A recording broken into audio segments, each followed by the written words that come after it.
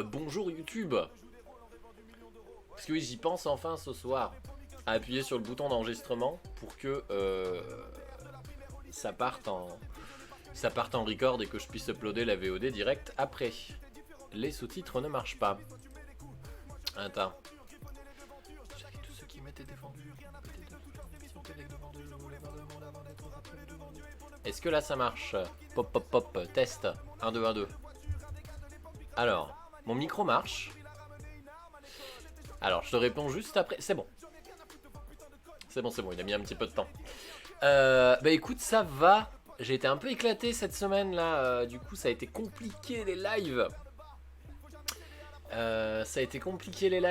J'ai dû. J'ai annulé le live de lundi parce que j'étais trop mort. Jeudi, un peu pareil. J'ai livé mercredi, mais j'étais un peu au bout de ma vie. Et j'ai une mauvaise nouvelle. Enfin, moi j'ai un truc qui m'a rendu triste en vrai, parce que c'est pas une mauvaise nouvelle pour les lives. J'ai dû formater ma PS4. Donc, j'ai perdu. J'ai baissé aussi le son. Attends. Pardon. Voilà.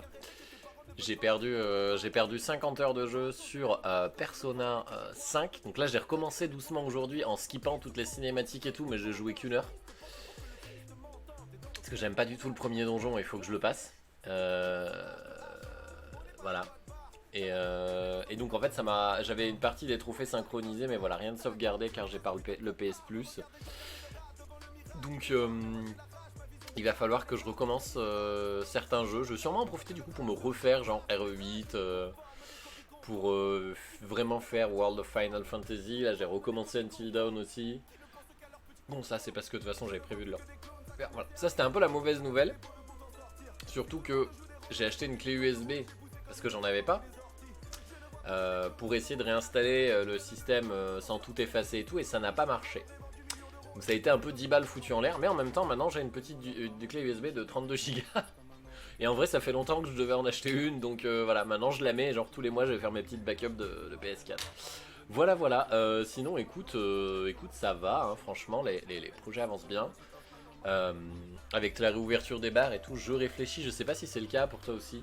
Je vais essayer de réfléchir un peu à comment organiser mes lives avec les quelques petits trucs qui peuvent arriver, quoi, le fait de sortir, de voir des gens et tout.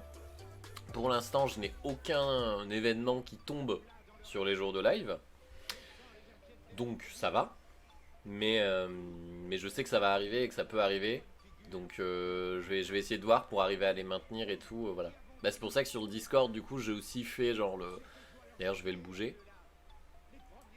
J'ai bougé le salon Twitch.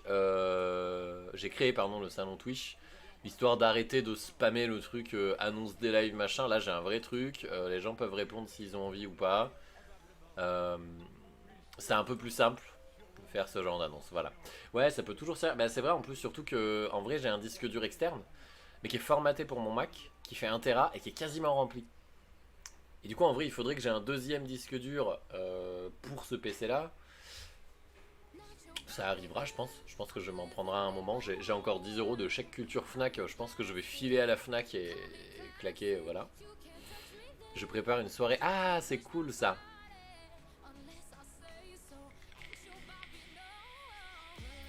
Mais est-ce que vous allez utiliser Cosmoro, le superbe logiciel open source développé par Jdoshnor ou Doshnor tout court du coup, par Doshnor pour observer les étoiles. J'avoue,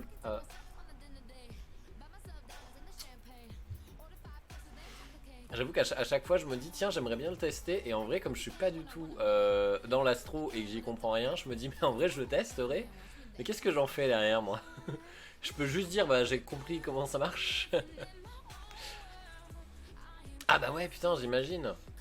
Bah ouais c'est vrai que oui en plus ouais t'es soumis au... Enfin oui remarque, même moi j'aurais, même avec ma dérogation j'aurais été soumis au couvre-feu. Moi j'avais juste le droit de sortir, de me déplacer, voilà. Pas d'être statique à un endroit et tout, donc... Oh vache. Pardon. Je me réveille d'une espèce de micro-sieste pas prévue en plus, c'est horrible. J'étais avec mon chat, je me suis allongé. Et elle a mis ses pattes autour de mon bras et j'ai fait genre d'accord. Non mais ouais, putain ça va être cool, bah franchement si tu fais des photos et tout machin, hésite pas, hein, tu partages. Hein.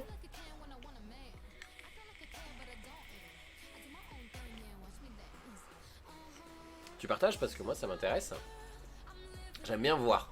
J'y connais rien. J'y connais rien, je comprends rien, mais j'aime bien voir. J'ai les yeux tout endormis là. Oh là là. En vrai, attends un peu, la V1.0 atteint un et on va partir sur. Alors, je sais pas ce que c'est une. Ah, General User Interface, je suppose. Ok.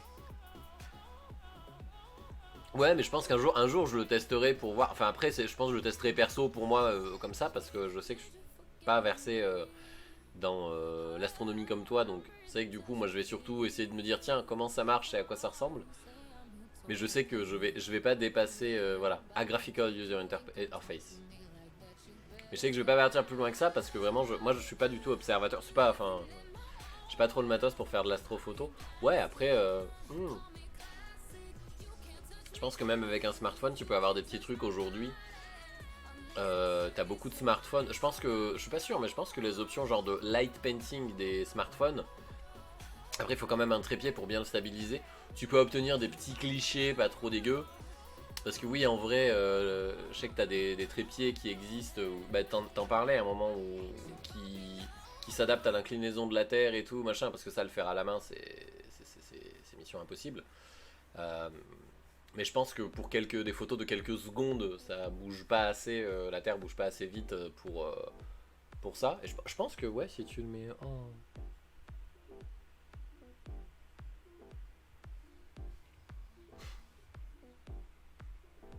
Oh, attends, je viens de recevoir un message très positif et je vais répondre.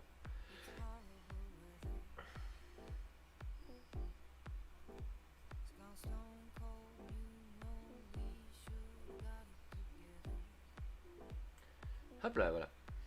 Mais non, mais franchement, c'est cool. T'as prévu d'autres trucs aussi ou pas? Parce que là, moi, j'avoue, bah justement, enfin, on va en parler pendant le live. Il y a d'autres trucs.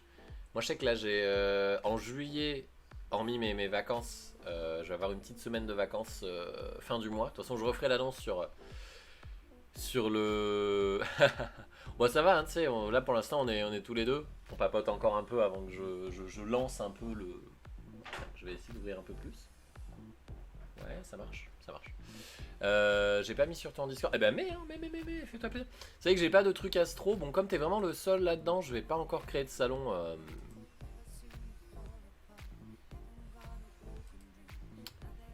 Astrologie. Puis on n'est pas assez nombreux à être vraiment actifs sur le Discord.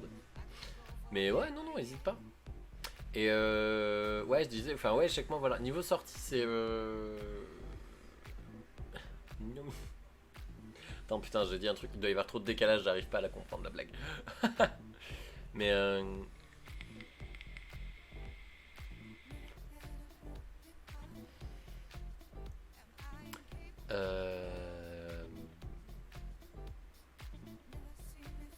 Ah oui, merde, pardon, astrologie, excuse-moi. Depuis tout à l'heure, je me retiens, hein, mais voilà. Euh... En plus, c'est très marrant parce que Nomi, c'est aussi le nom d'un fournisseur d'épices, voilà. En tout cas sur Paris au moins, mais même en France, qui vend des épices et tout. Bref, ça n'a rien à voir là, surtout que ça fait des plombes qu'on n'a pas fait de live cuisine. Mais je disais, ouais, je sais que ouais, niveau sortie, là j'ai vu quelques potes, j'ai fait une crémaillère. J'ai fait une crémaillère chez moi, j'en refais une là bientôt le 10 avec les collègues de boulot, histoire qu'on se fasse plaisir et tout. Et puis en plus, ce serait la première soirée entre collègues vraiment. C'est assez chouette. Il y aura juste une collègue qui sera pas là parce que bah, elle est enceinte jusqu'au cou et elle va accoucher dans genre 2 semaines donc. Un peu autre chose à foutre que de montrer 4 étages. Et quelques trucs au bar et tout, sûrement.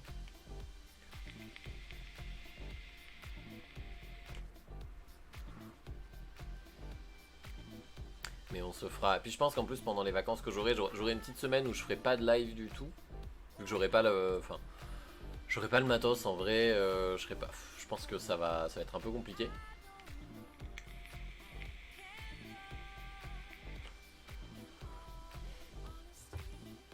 ça va être un petit peu compliqué de faire ça. Je me vois pas embarquer le MacBook dans le sud pour ça. Surtout que ce sera passé de ces lives là à un truc de moins bonne qualité, ni embarquer le PC de bureau dans le sud pour genre un live dans la semaine. Donc en plus c'est des vacances assez courtes. Donc ce sera une semaine je pense où il y a un peu tout qui va sauter, genre tant le live que même la newsletter.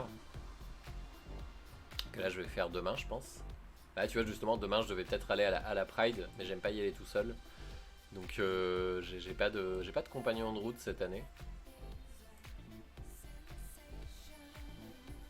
Donc je sais pas ce que je vais faire demain. Voilà, c'est un peu l'histoire de ma vie, bref. Voilà, voilà. Toi d'ailleurs, ça en est où des lives? Je sais pas, je reçois de moins en moins de notifs, donc c'est vrai que du coup, maintenant c'est plus genre je vais sur Twitch.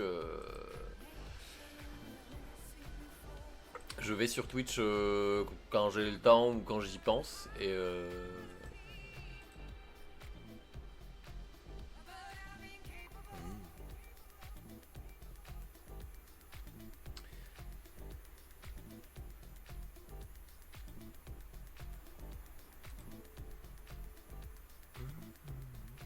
mais c'est vrai que du coup, je me rappelle pas. Les lives, c'est pas. Ok, bon bah super. T'as eu l'affiliation? Et voir, tiens, attends, moi je vais regarder. Couper le son. T'as eu l'affiliation enfin? 56 followers. Ah bah oui, je vois ça. Ah ouais, c'est bon. Je vois, je vois. Bah très bien. Ah oui, du coup, ça fait quand même quelques temps hein, que je suis pas. Oui. Ah bah j'espère que les gens te donnent des millions d'argent et de subs et de tout. Ah c'est cool. Ça c'est cool, c'est cool, c'est cool. Pour ton pour financer le projet.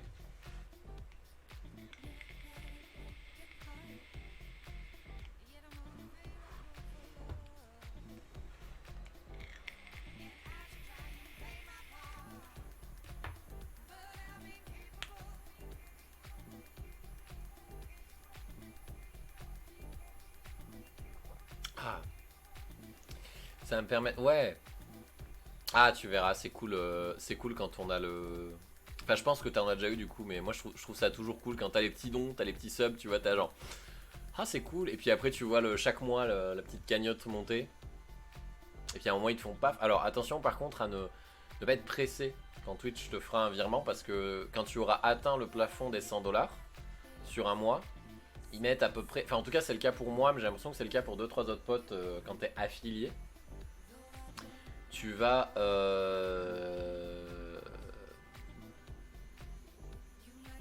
Merde, oui, ils mettent à peu près 2 semaines à confirmer le plafond, on va dire. Donc tous les revenus que tu gagnes après le premier du mois ne seront pas comptabilisés dedans. C'est vraiment. Ils mettent 2 semaines et ensuite t'as le virement. Donc moi, genre, si j'atteins le plafond fin mai, je reçois les sous fin juin. Voilà. C'est pas grave, c'est vrai qu'au début, les tout débuts, j'étais genre putain, est-ce que j'ai un souci ou pas? Parce que j'étais le premier de mes potes à avoir fait le palier. Et du coup, j'étais genre, est-ce que je reçois, machin, mais ils m'ont quand même dit que je recevais, je ne sais pas. Enfin voilà.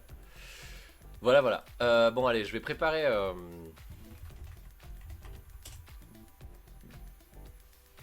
Ah, petit rototo, merci. Préparer le petit live. Alors, c'est pas celle-là que je voulais voir.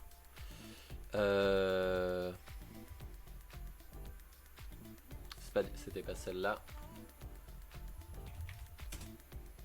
J'ai mis la photo cool. Tiens, bah attends, je vais regarder. Je vais regarder vite fait. Création. Ah oui, elle est très belle. Elle est très très belle.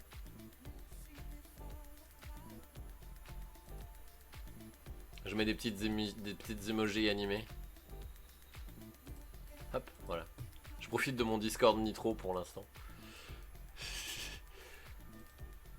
Ah, elle est très très belle. Alors, blablabla. Bla, bla, bla, bla. C'est pas celui-là. Ok. Alors, on est là. Tac, tac, tac, tac, tac. Et c'est ce que je cherchais. C'est ça. Bon, c'est même un peu plus exhaustif que ce que je voulais avoir. Je n'ai pas retrouvé l'article exact. Alors, je vais couper la musique pour qu'on s'entende. Alors, de quoi qu'on parle ce soir? Ce soir, je vais parler de deux trucs, dans l'ordre du coup. Un truc dont j'ai déjà parlé avant et dont j'ai déjà parlé en live, mais du coup ça fait lien, donc ça me fait. C'est censé. Je fais mon petit lien logique de. C'est normal d'en parler. Premier truc, c'est quelles sont les applications et ou sites web qu'on peut utiliser pour apprendre le vocabulaire du vocabulaire en langue des signes. Ça marche en langue des signes française, voilà, il y en a beaucoup en langue des signes américaine, mais ça marche en langue des signes française. Donc en sachant que ce qu'on va voir ce soir, du coup, donc ça donne du vocabulaire et pas de la syntaxe. Il n'y a pas de phrases construites, il n'y a pas d'exemples de phrases, certaines non, mais c'est rare dans l'ensemble. Donc c'est vraiment juste des mots par-ci par-là. Ça équivaut pas à un cours de langue des signes, c'est plus comme si on voulait apprendre une langue et juste qu'on ouvrait le dictionnaire. Ça équivaut à ça en fait. Voilà. Donc on se met en mode LSF et on est voilà très bien et c'est bien cadré. Voilà. On est alors. Je vais copier, je vais t'envoyer le lien si tu veux. Bon, ça c'est un petit blog.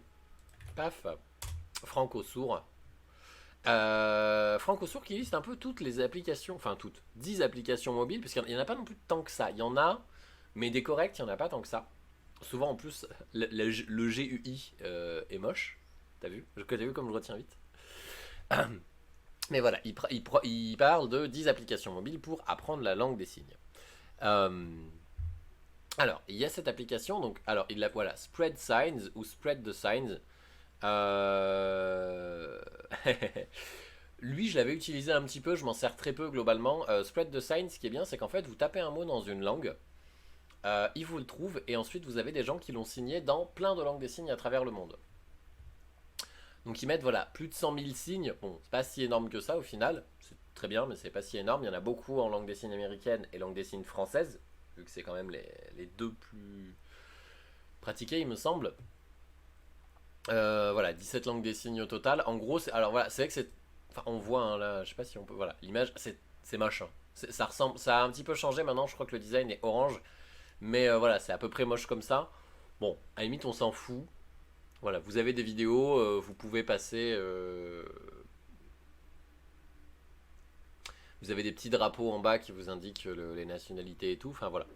Ça, globalement, c'est pas mal si on a tendance à communiquer avec des personnes étrangères. Ça peut être intéressant. Moi, honnêtement, je l'ai installé, je m'en suis très très peu servi. Parce qu'en fait, le temps que tu cherches un signe, que tu trouves un équivalent, si la personne ne connaît pas, enfin bon, tu passes plus de temps à galérer à chercher des signes qu'au final à galérer à communiquer. C'est plus pertinent, à mon sens, de communiquer directement. Mais voilà, ça existe, c'est sur Android, c'est sur iPhone. La deuxième, dont on a beaucoup parlé, tout le monde en parle dès qu'on évoque la langue des signes française, c'est Elix. Elix qui d'ailleurs a fait un petit ravalement de façade, son appli a été mise à jour il y a environ un an, je crois. Euh, c'est un... Ah, je suis en train de m'organiser ma Pride de demain.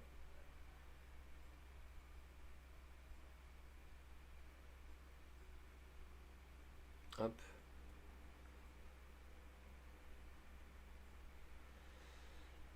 Hop, voilà.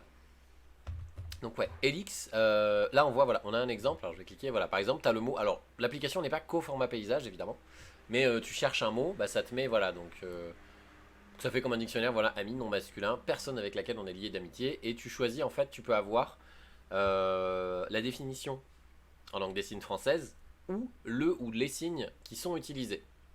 C'est pas spécifié par contre quand il y a plusieurs signes, si c'est des signes qui viennent d'une vieille langue des signes, si c'est des signes qui viennent d'une région spécifique ou quoi, voilà, c'est juste plusieurs propositions.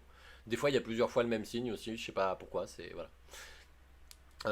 En gros, il est vraiment vachement chouette, Alix. C'est vraiment, voilà, tu le prends, tu tapes un mot, ça te met si ça l'a. Si ça ne l'a pas, ils te disent, bah, est-ce que vous souhaitez proposer un signe? Et donc tu le proposes et tu as un comité de rédaction qui travaille dessus. Je crois qu'ils sont basés à Lille de mémoire, qui va du coup recevoir ta vidéo, regarder, la comparer, demander à plusieurs personnes si c'est bon, etc. Jusqu'à ce que, paf, ce soit mis. Donc c'est collaboratif.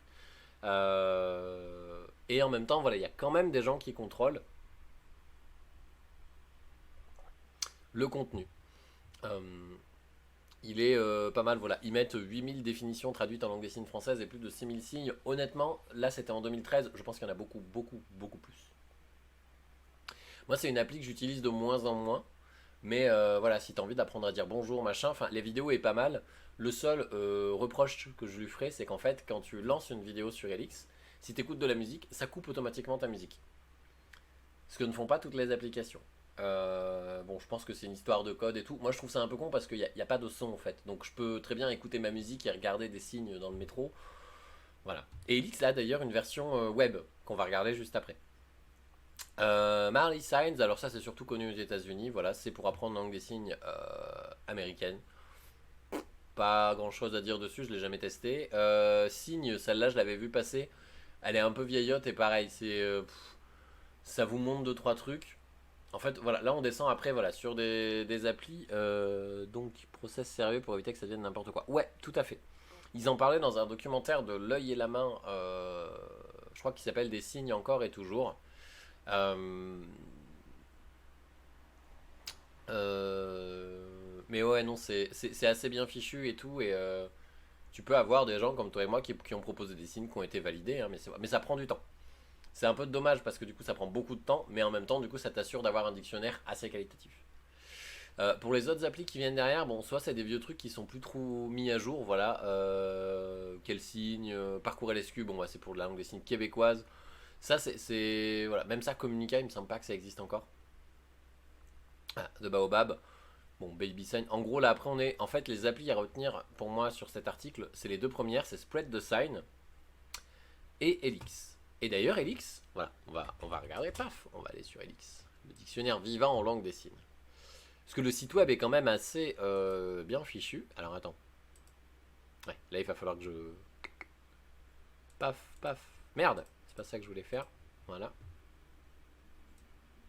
Il y a une langue des signes spécifique, tout à fait. Toutes les langues des signes sont spécifiques à un pays. Vu que la langue est un outil culturel et que chaque pays a sa propre culture, la langue est du coup différente. Ouais, ouais.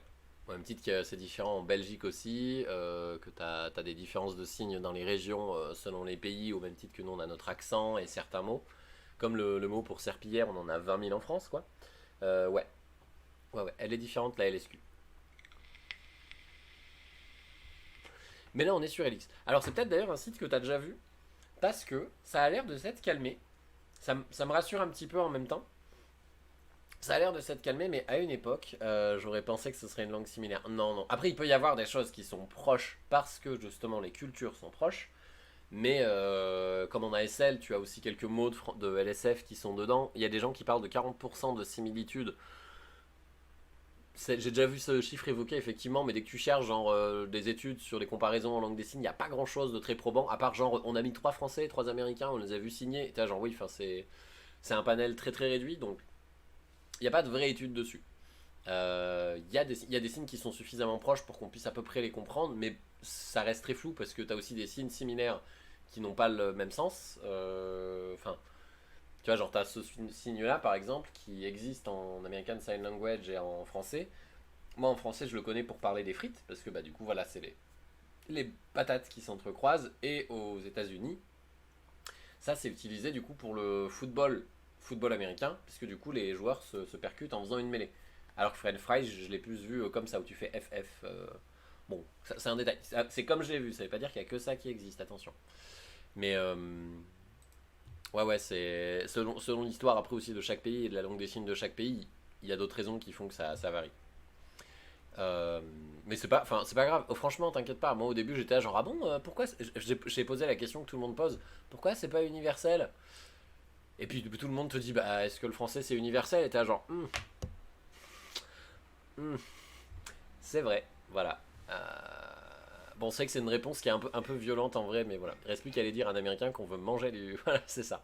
Je crois que le signe manger d'ailleurs est similaire. Ou t'as le signe boire qui est assez proche chez nous, souvent c'est le pouce et on boit. Et aux États-Unis, en ASL, moi je l'ai vu, tu prends en fait le verre, tu mimes le geste. Mais en vrai, tu fais ça à un Français, il va comprendre que tu bois un truc, et tu fais ça à un Américain, il peut deviner que tu essayes de lui dire que tu veux boire. Enfin, tu vois, voilà. Là, c'est aussi des signes.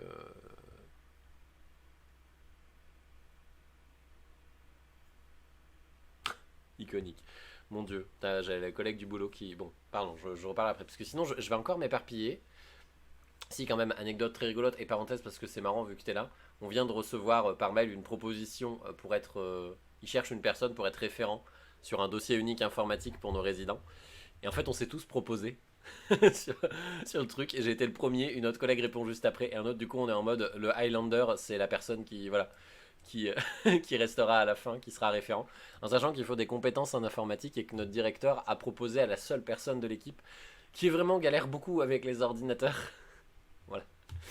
Et non, et t'as une collègue qui dit mais pourquoi il m'a proposé. Je fais bah oui, c'est pas malin. Bref, fermons la parenthèse. Revenons sur Elix. Donc Elix en fait ouais, à une époque il y a eu un peu cette trend. Moi c'est comme ça que j'ai découvert certains streamers comme OPCrot par exemple. Il y a eu cette trend. Moi j'étais très curieux, un peu méfiant, mais en gros les gens se disaient on apprend la langue des signes. Et il y a eu pas mal, et ça existe encore un peu, il y a des streams où les gens disent on apprend la langue des signes, et ils vont en fait sur Elix, ils cherchent des mots, et avec le chat ils cherchent des mots et ils essayent de les reproduire. Bon, en soi, le concept est assez fun, tant que les gens le prennent pas au sérieux. Moi je sais qu'OPCrot justement elle disait bien, on en avait discuté un petit peu, et je lui disais c'est vrai que tant que tu te présentes pas comme une formatrice, que tu expliques bien, que tu es en train d'apprendre, que tes signes ne sont pas forcément précis, etc. Enfin, c'est des choses que normalement on sait qui sont du bon sens, mais je trouve qu'ils sont importantes de répéter parce qu'on a tendance à l'oublier, parce que les gens voient ça comme un cours de langue des signes gratuit. Et c'est vrai que du coup elle le disait pas mal, elle disait voilà nous on s'amuse juste ensemble, ça reste un truc important, elle s'est renseignée. Et même dans le chat, j'y ai traîné un temps. Voilà, on disait bah c'est bien, bah moi je l'ai vu comme ça, blablabla. Et les gens étaient plutôt bienveillants, tout en étant un peu dans l'éducation. Et donc voilà, il y avait un peu tous ces streams, bon qui voilà. Et je pense que certains l'ont vu comme des cours de langue des signes gratuites, on ne peut pas y échapper. Euh, voilà. Et mais c'est quand même une application, un site web du coup aussi, qu'elle est bien. Parce que voilà, comme ils disent, donc là il y a 22 000 définitions traduites en LSF et 15 394 signes. Donc on a, alors la bulle Helix, moi je l'avais essayé, c'est pas spécialement intéressant, c'est une extension qui est quand même pas mal. Qui est pas mal plus pour les sourds, où en gros tu sélectionnes un mot et la bulle Helix en fait peut te trouver un signe et te fait une petite pop-up avec le signe qui explique. Ça c'est pour les personnes qui peuvent avoir du mal à lire le français par exemple, c'est quand même pas mal. Ils ont une boutique, parce qu'évidemment à un moment ces gens là sont payés pour leur travail. Ils ont un jeu voilà, qui s'appelle Dites-le avec des signes, on doit faire deviner un signe, il me semble. Voilà, ils vendent aussi ce dictionnaire. Dictionnaire LSF pour les enfants, voilà, dictionnaire bilingue. Alors il me semble, si je dis pas de bêtises d'ailleurs, que c'est un dictionnaire aussi visuel, c'est ça, voilà, qui est un peu différent. On a un peu pareil quand on a les enfants aussi, mais en fait t'as tout un dictionnaire visuel, voilà, tu vois, t'as le thème du voyage, là, oula, tu vas avoir le thème du voyage, et tu peux pointer sur l'image en fait ce que c'est, t'as des images à côté et tout. J'en ai vu pas mal des dictionnaires comme ça, voilà. Voilà, un citron. Par exemple, le citron, ils le font comme ça, tu vois, je le fais pas comme ça, on s'en fout en fait. Voilà, qui est. Je sais pas combien il coûte par contre. C'est l'IVT qui l'a fait, c'est pas écrit. Ah non, épuisé. Bah voilà. Voilà, le livre, alors il faudrait que je me l'achète, celui-là, Inouï, qui est un portrait de femme sourde, voilà. La cuisine accessible à tous en LSF, et en FALC, du coup. Donc le FALC, c'est un acronyme pardon, pour dire facile à lire et à comprendre. On n'en voit pas forcément très souvent, mais on a vu un petit peu avec les trucs Covid, où souvent en fait c'est du texte, c'est des phrases assez simplifiées pour donner vraiment une information claire et précise, associée à des pictogrammes visuels, qui sont référencés, etc. Pas des pictogrammes aléatoires, hein, il y a vraiment une réflexion. Alors je sais plus en France qui gère tout ça. Voilà. Voilà. Puis ils ont des trucs voilà, sur la culture sourde, des petits outils du quotidien. Bon, honnêtement, c'est sympa. J'ai jamais testé leur jeu, ceci dit, donc je sais pas du tout ce qu'il vaut. Mais c'est sympa. Tu peux aussi faire un don. Et là, imagine, on cherche un mot. Tiens, vas-y, donne-moi un mot.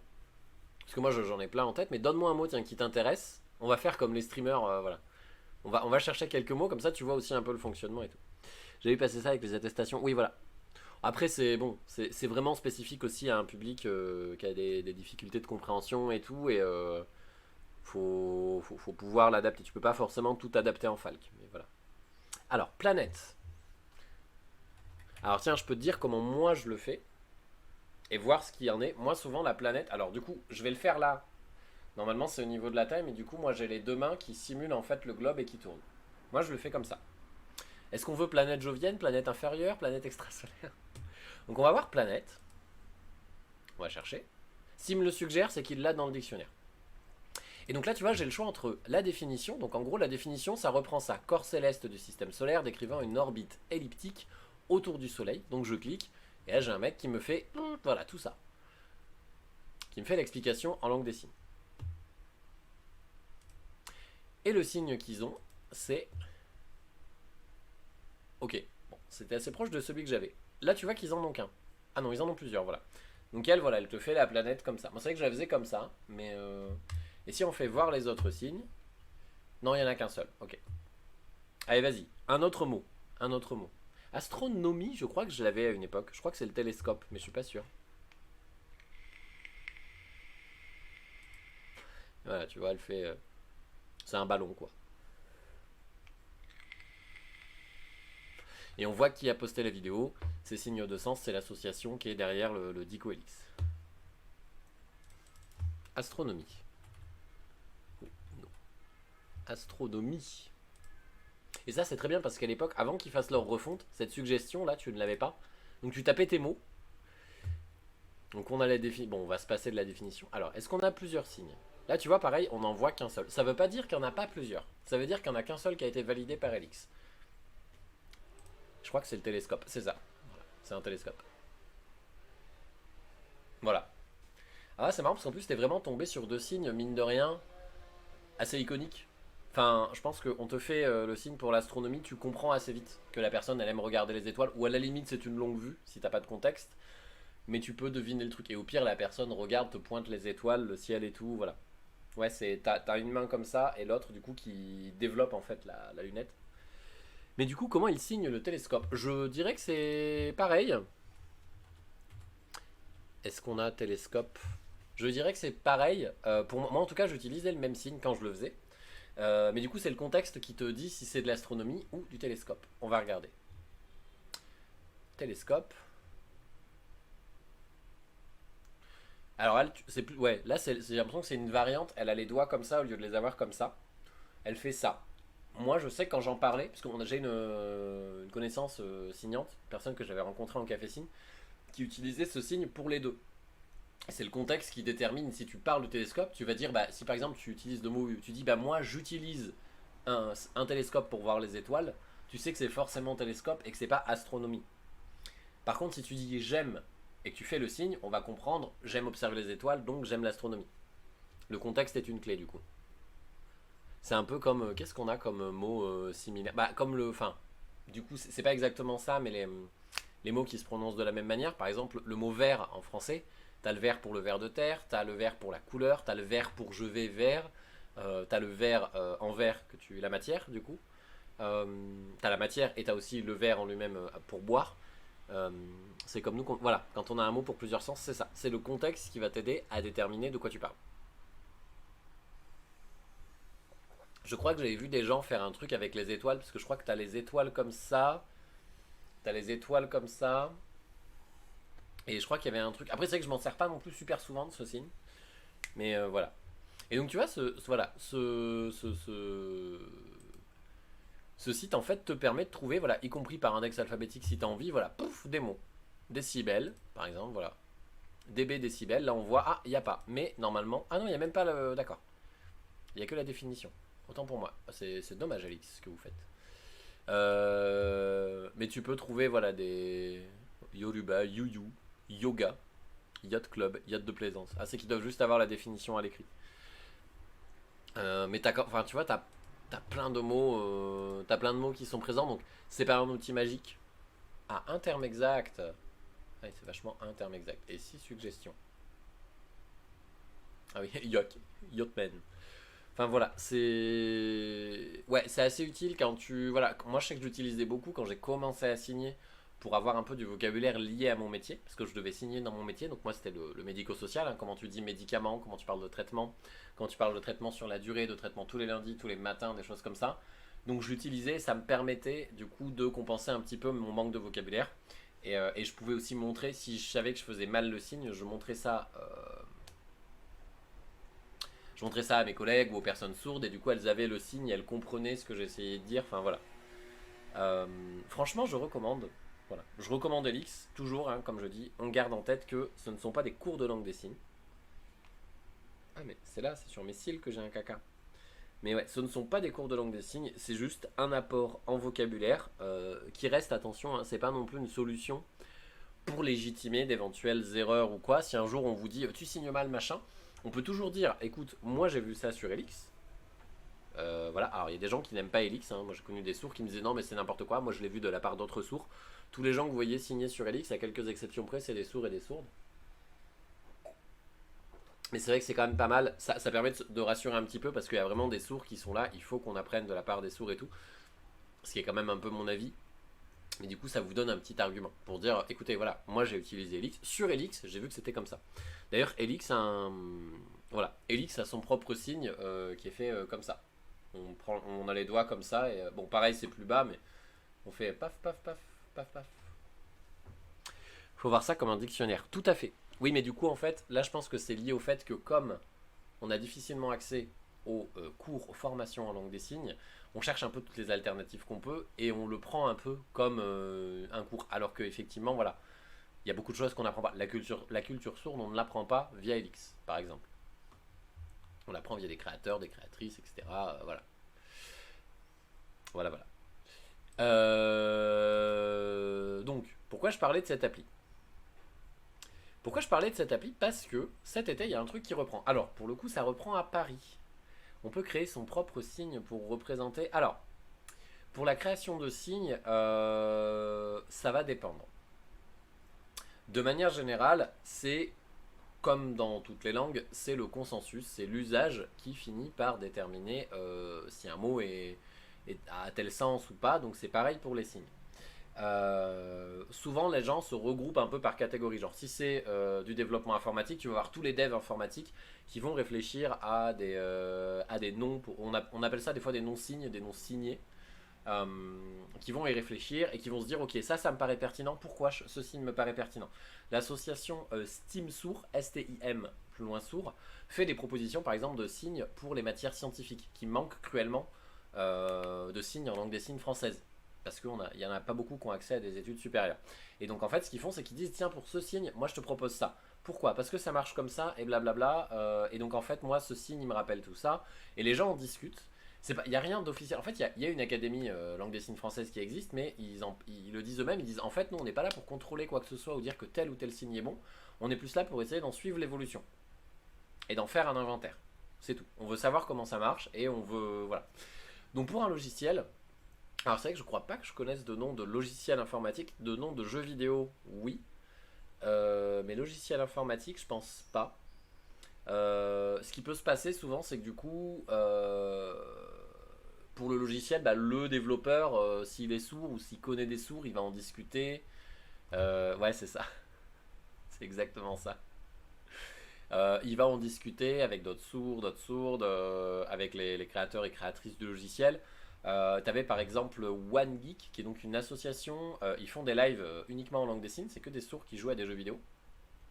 Et ils avaient été notamment contactés par Bethesda pour faire des propositions pour le jeu vidéo Doom. Et du coup, ils étaient venus, je crois, à la Paris Games Week ou à l'E3, je sais plus quelle convention, mais c'était un truc à Paris, j'allais dire l'E3, mais non, un truc à Paris, où du coup, en fait, sur le stand, ils montraient les signes et tout, et du coup, les entendants disaient, ok, moi ça me parle, machin, les sourds disaient, bah oui, moi ça me parle aussi. Et genre Doom, en fait, c'est tu mets le doigt, les deux mains comme ça, et tu fais ça avec ton index, parce qu'il y avait une lame rétractable, je crois, dans le jeu ou quoi. Et Assassin's Creed, par exemple, c'est le même, mais c'est juste que tu fais ça, et tu montes ton index, moi je l'ai vu comme ça, pour montrer du coup la lame secrète. Après, c'est des consensus, c'est des usages, et t'as aussi des communautés qui vont dire moi je préfère tel signe et tout pour tel truc, moi non, etc.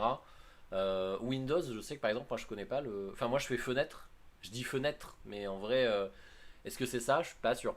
Parce que c'est très iconique pour la fenêtre, mais c'est vachement pas iconique par rapport au logo de Windows ou quoi. Apple, je sais que c'est la pomme. Tu fais la pomme et tu manges. Ça c'est, enfin c'est pas un logiciel du coup, mais voilà. Enfin tu dis Apple c'est macOS, produit Apple. Et après tu précises genre Apple ordinateur, Apple portable, tablette. Enfin ça je crois que c'est l'iPad, mais moi je le fais pour tablette aussi. Voilà, c'est pas bête. Après c'est ça. En fait voilà, il fonctionne au consensus. Mais après, pareil, hein, tu sais, t'as toujours aussi, t'as des sourds qui disent, bah écoute, moi j'ai vu tout ça, machin, ça veut dire ça me paraît pratique, et ça se développe. Et en fait, tu peux pas grand chose contre ça. Et t'en as qui vont dire non, ça me plaît pas. C'est pas comme ça, machin et tout, ça ne doit pas évoluer. Ceci n'y vient des États-Unis, ceci n'y vient de machin. Des fois, c'est piqué aux autres langues aussi, ouais. Tiens, j'y pense. On a eu le cas, alors c'est pas pour un logiciel, mais par exemple, le signe pour pansexuel vient à l'origine du British Sign Language. Et du coup, il y avait une demande, un besoin en France d'avoir ce signe-là. Et donc, il a été fait comme ça. Et je crois que d'ailleurs, pour cisgenre, c'est pareil. Mais ouais, clairement, c'est de l'usage. C'est ce qui fait aussi que c'est super long à évoluer. Par exemple, le signe pour la Switch, moi, je l'ai découvert environ un an après. Non, même plus, c'était 2 ou 3. C'était un an après que j'ai acheté ma Switch. Et je l'ai acheté un an ou deux après sa sortie. Et je peux dire que c'est super chiant. Voilà. Des Play Switch. Maintenant, je connais les signes pour Xbox, PlayStation et pas Nintendo, je l'ai oublié, mais Switch, voilà. Comme on utilise beaucoup de termes en anglais, je me demande si c'est pareil en LSF. Alors, le signe américain, les signes américains commencent à arriver en France. T'en as aussi qui sont dans la langue internationale et qui du coup viennent en français. Ça peut arriver. Par exemple, le oui. Nous en français, on fait oui. Du coup, tu mets la main comme ça, tu fais oui. Ça, c'est un truc assez connu. Enfin, c'est universel, c'est assez compris. Aux États-Unis, en fait, eux, ils mettent le point comme ça et ils font oui avec le point. Pour dire oui, enfin c'est acquiescer, voilà, ça permet dans une conversation, tu fais genre enfin tu vas assez vite. Et je sais qu'on en parlait avec Mélanie pendant un de ses lives, pendant un live. Il y a des jeunes qui justement, des fois, au lieu de s'emmerder à faire oui, oui, oui, bah ils font juste ça, voilà. Et le non, pareil que nous, on a les deux doigts pour la lettre N, on fait souvent non ou non. Eux du coup font le no, donc c'est presque la même forme. T'as les doigts comme ça, hop, et tu fais en fait non. Et c'est un N et un O américain. Ça peut arriver qu'il y ait de l'importation comme ça. J'allais dire le slogan, non, enfin le nom du mouvement Black Lives Matter, il est signé en langue des signes américaine. Même si on peut avoir des équivalents en langue des signes française. Il est gardé en langue des signes américaine.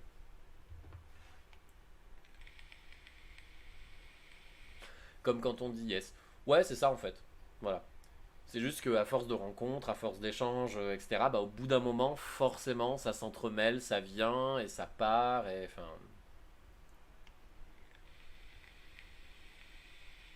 surtout qu'on est sur une langue qui non seulement évolue, mais qui a encore besoin de construire beaucoup de termes, parce que, bah, comme je disais, dans les milieux techniques, par exemple, il y a des sourds, c'est beaucoup plus difficile pour les sourds d'accéder à un haut niveau d'études, donc forcément d'avoir un vocabulaire adapté à ce niveau d'études-là. Parce que je veux dire, moi, je ne sais pas comment on dit. J'avais appris pour le fun à dire mitochondrie, pour la fameuse vanne mitochondria is the powerhouse of the cell. J'avais appris, je crois, ouais, à dire mitochondrie et des signes, mais en fait, c'est des signes que j'utilise pas dans mon quotidien. Et au final, en fait, à part les gens qui sont concernés par ce métier et qui ont fait un minimum d'études, donc qui ont passé le bac mais qui ont pu aller plus loin même que le bac,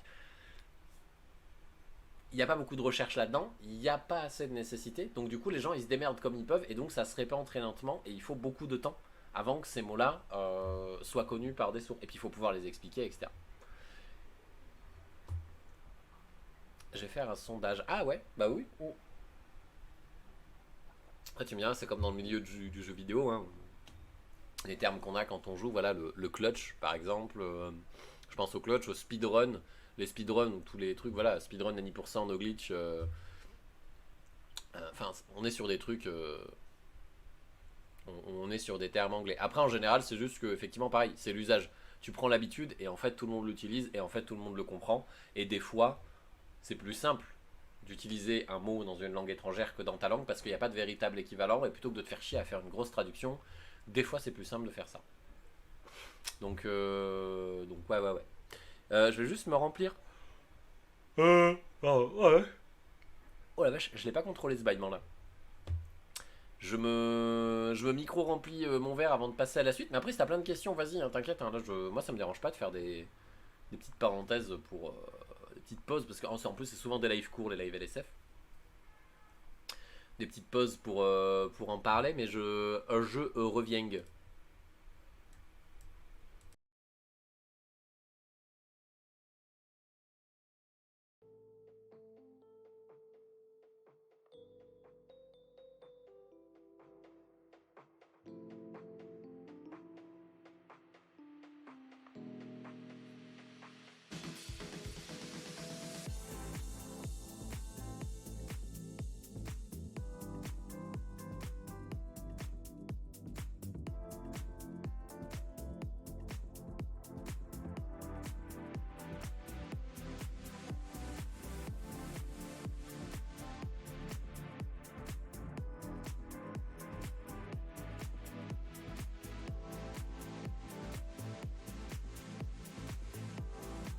Ça a vraiment pris 2 secondes, hein, mais voilà.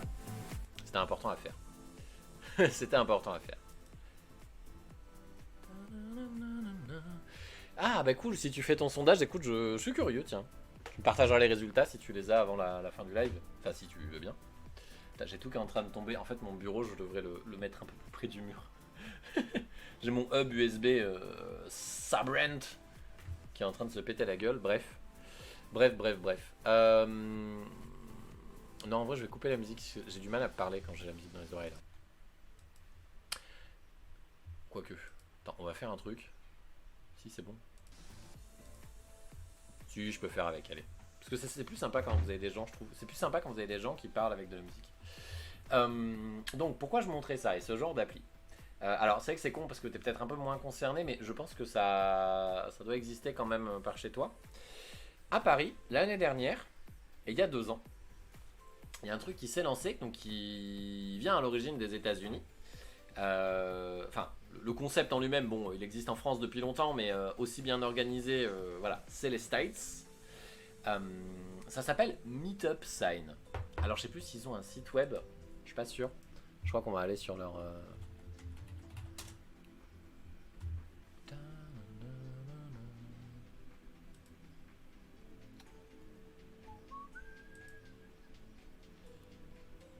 Yes, très bien. Ouais, c'est ça, ils ont juste un Linktree. Attends, je sais plus ce qu'il y a sur le Linktree. Facebook événements et Litchi, ok.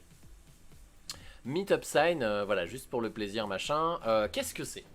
En fait, Meetup Sign, ça reprend un petit peu l'idée des cafés-signes en plus global. Je m'explique.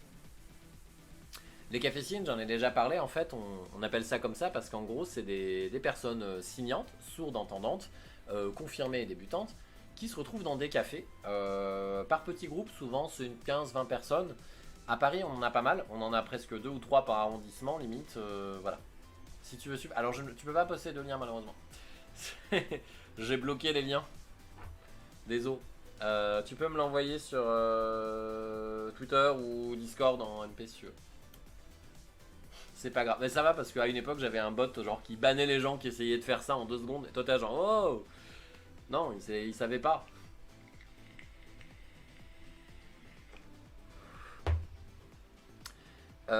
Et donc ouais, en gros les cafés-signes c'est pas mal parce que bah, tu te retrouves dans ton quartier souvent à des moments réguliers, voilà, tous les lundis, tous les mardis dans l'année. Sauf que c'est souvent en petit comité, c'est souvent les mêmes personnes, et au bout d'un moment, bah en fait, tu sens que enfin, même si on y va aussi pour rencontrer des gens et tout, tu sens que tu progresses peu. Pourquoi? Tout simplement parce que bah, tu finis par connaître les gens, tu t'adaptes à leur façon de signer, tu la connais de plus en plus, et donc tu perds tu perds la nouveauté. C'est comme de parler avec de nouvelles personnes, t'as un peu vite fait le tour des centres d'intérêt et tout, et à moins d'avoir une vraie accroche avec quelqu'un, bah sinon globalement tu viens pour parler de la pluie et du beau temps, et c'est vrai que ça peut être un peu chiant. Et donc, il y a une personne, sur Instagram c'est Ludeto, qui s'est dit, bah en fait, moi j'ai envie de proposer des trucs qui sont un peu plus accessibles aux personnes vivant en banlieue parisienne.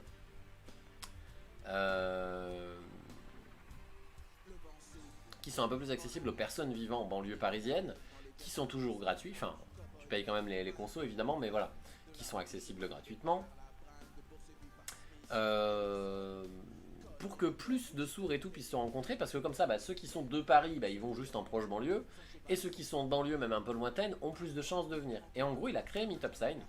Meetup Sign, l'idée c'est que tous les vendredis du mois de juillet et du mois d'août, il y a des rencontres entre sourds, signants, non-signants, entendants signants, non-signants qui auront lieu dans des lieux assez grands. Tu as le Poisson Lune à Paris, le Ground Control qui est... Pardon. Qui est un bar que j'aime beaucoup. Et l'idée c'est qu'en fait il y a plein de gens qui se retrouvent, donc tu as les habitués qui vont se retrouver entre eux, et puis en même temps tu peux rencontrer de nouvelles personnes, et il y a quand même une émulsion qui est assez sympa parce que vraiment, comme tu sais que tu es là pour rencontrer des gens, tu as un peu le côté tu viens, tu discutes, puis tu as toujours quelqu'un qui va venir, qui va te dire ah bah bonjour, c'est mon ami, c'est machin, tu parles de quoi? Enfin moi j'ai déjà rencontré des gens qui, voilà, qui même signaient pas forcément beaucoup en français, mais dans d'autres langues, et du coup on essayait de communiquer comme on pouvait, ils me parlaient de leur vie, enfin ils te parlent de leur vie, de leur travail. C'est super intéressant parce qu'en fait vraiment tu passes d'une personne à l'autre, t'es là genre bah super, toi t'es qui, t'es machin, comment tu t'appelles, ton nom c'est quoi, enfin Et c'est un super lieu, c'est un super moment pour apprendre. Et en même temps, tu te sens pas forcé, comme dans le café signe, où vraiment tu es assis par groupe et tout. Tu te sens un peu obligé de communiquer et tout, jusqu'à ce que des petits groupes se forment. Et donc, tu es un peu coincé avec la personne avec qui tu parles.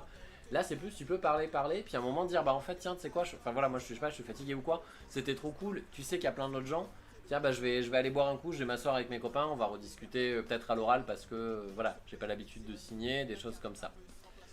Et, euh, et moi, j'en ai fait l'an dernier, j'en ai fait il y a 2 ans, je vais en faire cette année. Et en fait, j'en parle un petit peu. C'est super sympa, ouais, ouais. J'en parle un petit peu parce que. Attends, je vais descendre d'abord et puis on verra après, voilà. Donc là, bon, je sais pas si tu connais tout Paris, mais voilà, il y a le Jardin 21, le Poisson Lune, Rosa Bonheur, etc. En gros, l'idée c'est que tu as quelques trucs dans Paris, parce que le Rosa Bonheur il est au but de Chaumont. Mais sinon, en gros, ça fait tout le tour du périph. Donc du coup, même si un jour tu te dis merde, ah là c'est pas possible, c'est trop loin parce que j'habite là-bas, pof, bah t'attends en fait, ça va faire le tour. Voilà. C'est friendly, oui, LGBTQIA+.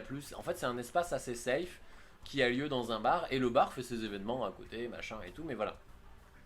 Donc là, on voit, voilà, il y en aura à la Folie, à la Villette, à la Cité Fertile, voilà, le Poisson Lune le 13 août, euh, encore au Jardin 21. Des fois, ça se répète un peu, mais voilà, la Bamba, Jardin 21, elle est sympa.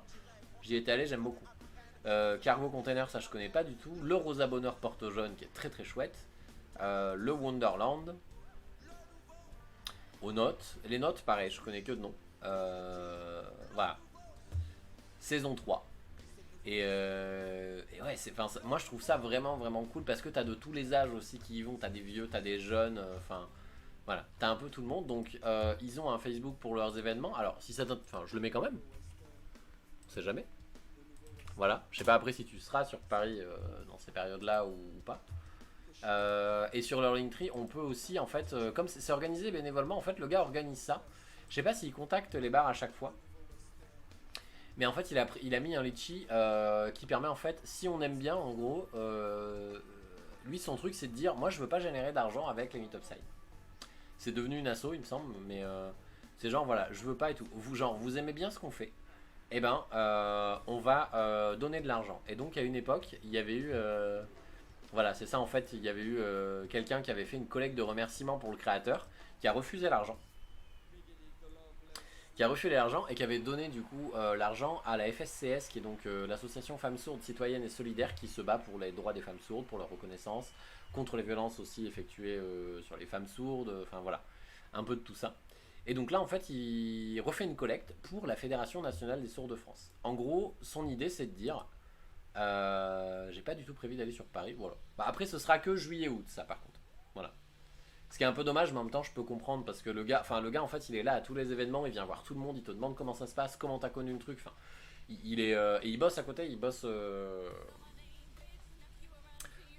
notamment dans Bibliopie, qui est une asso qui rend accessible en fait les contes, les histoires pour enfants et tout aux enfants sourds en librairie. Mais c'est des histoires bilingues, donc tout le monde peut y aller. Moi j'aime bien ce qu'il fait. J'ai jamais été à Bibliopie, mais voilà. Euh, et donc ouais, en fait, en gros, l'idée c'est de dire, vous voulez me donner de l'argent, moi j'en veux pas. Par contre, si vous avez de l'argent à donner et que vous aimez ce que je fais, bah, ce qui me fait plaisir, c'est que cet argent il parte dans des associations qui me tiennent à cœur et tout. Et donc ça part là cette année donc à la Fédération Nationale des Sourds de France. Mais donc pourquoi j'en parle? Parce que tu me dis oui, mais tu mets ça, mais c'est sur Paris, c'est trop nul. Paris, Paris c'est pour les Parisiens, Paris c'est pour les gens qui crachent sur la campagne et les insectes. C'est parce que moi ça fait quelques temps que je me disais, en vrai il y a quand même des gens un peu réguliers qui passent sur la chaîne, voilà, tranquillement. Euh, Moi je me sens pas de dire venez on se voit en vrai, on fait une IRL machin, parce que je trouve pas ça super safe pour tout le monde. Et puis j'ai pas envie d'organiser ça, et c'est, je sais pas, c'est très malaisant, on sait pas exactement qui peut venir et tout, et il y a des gens qui peuvent être mal à l'aise. Donc du coup en fait moi je vais aller à la plupart de ces événements, et j'annoncerai après sur le Discord quand j'y suis. Alors des fois je vais y aller seul, des fois je vais y aller avec des potes, ou je vais retrouver des potes là-bas. Mais l'idée c'est que bah, s'il y a des gens de Twitch qui voulaient qu'on se capte, tu vois, dans des viewers avec qui on a déjà discuté et tout, et ben en fait moi j'y serai. Et bah si voilà, si vous voulez qu'on se voit, qu'on papote, machin et tout, bah là on sera dans un lieu safe où il y aura plein de gens autour de nous. Si jamais vous êtes voilà, si vous voulez couper, vous vous en allez, si vous voulez rester, vous restez, et on peut juste se croiser et papoter un petit peu et vous passez quand même un bon moment avec d'autres personnes et tout. Voilà, c'était un peu le truc prévu, je voulais un peu profiter de ça, mais j'étais pas sûr que ça allait se faire cette année.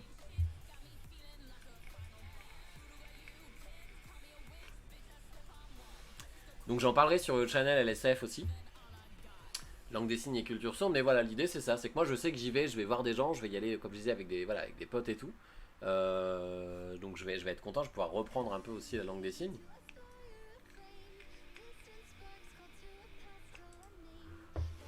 Mais on pourra se revoir. Je sais pas s'il a fait d'ailleurs, tiens, une vidéo de présentation. Ah bah voilà, c'est lui. Ça c'est l'organisateur. FNSF, voilà. 42. Moi je trouve ça trop mignon parce qu'en fait, voilà, tu vois, ça, cette personne, vraiment il est adorable. J'ai déjà discuté avec lui et tout, c'est vraiment quelqu'un de super sympa. Je voulais l'inviter sur la chaîne à un moment, mais comme il parle que langue des signes, j'ai peur d'être perdu et de mal traduire, et bref, longue histoire.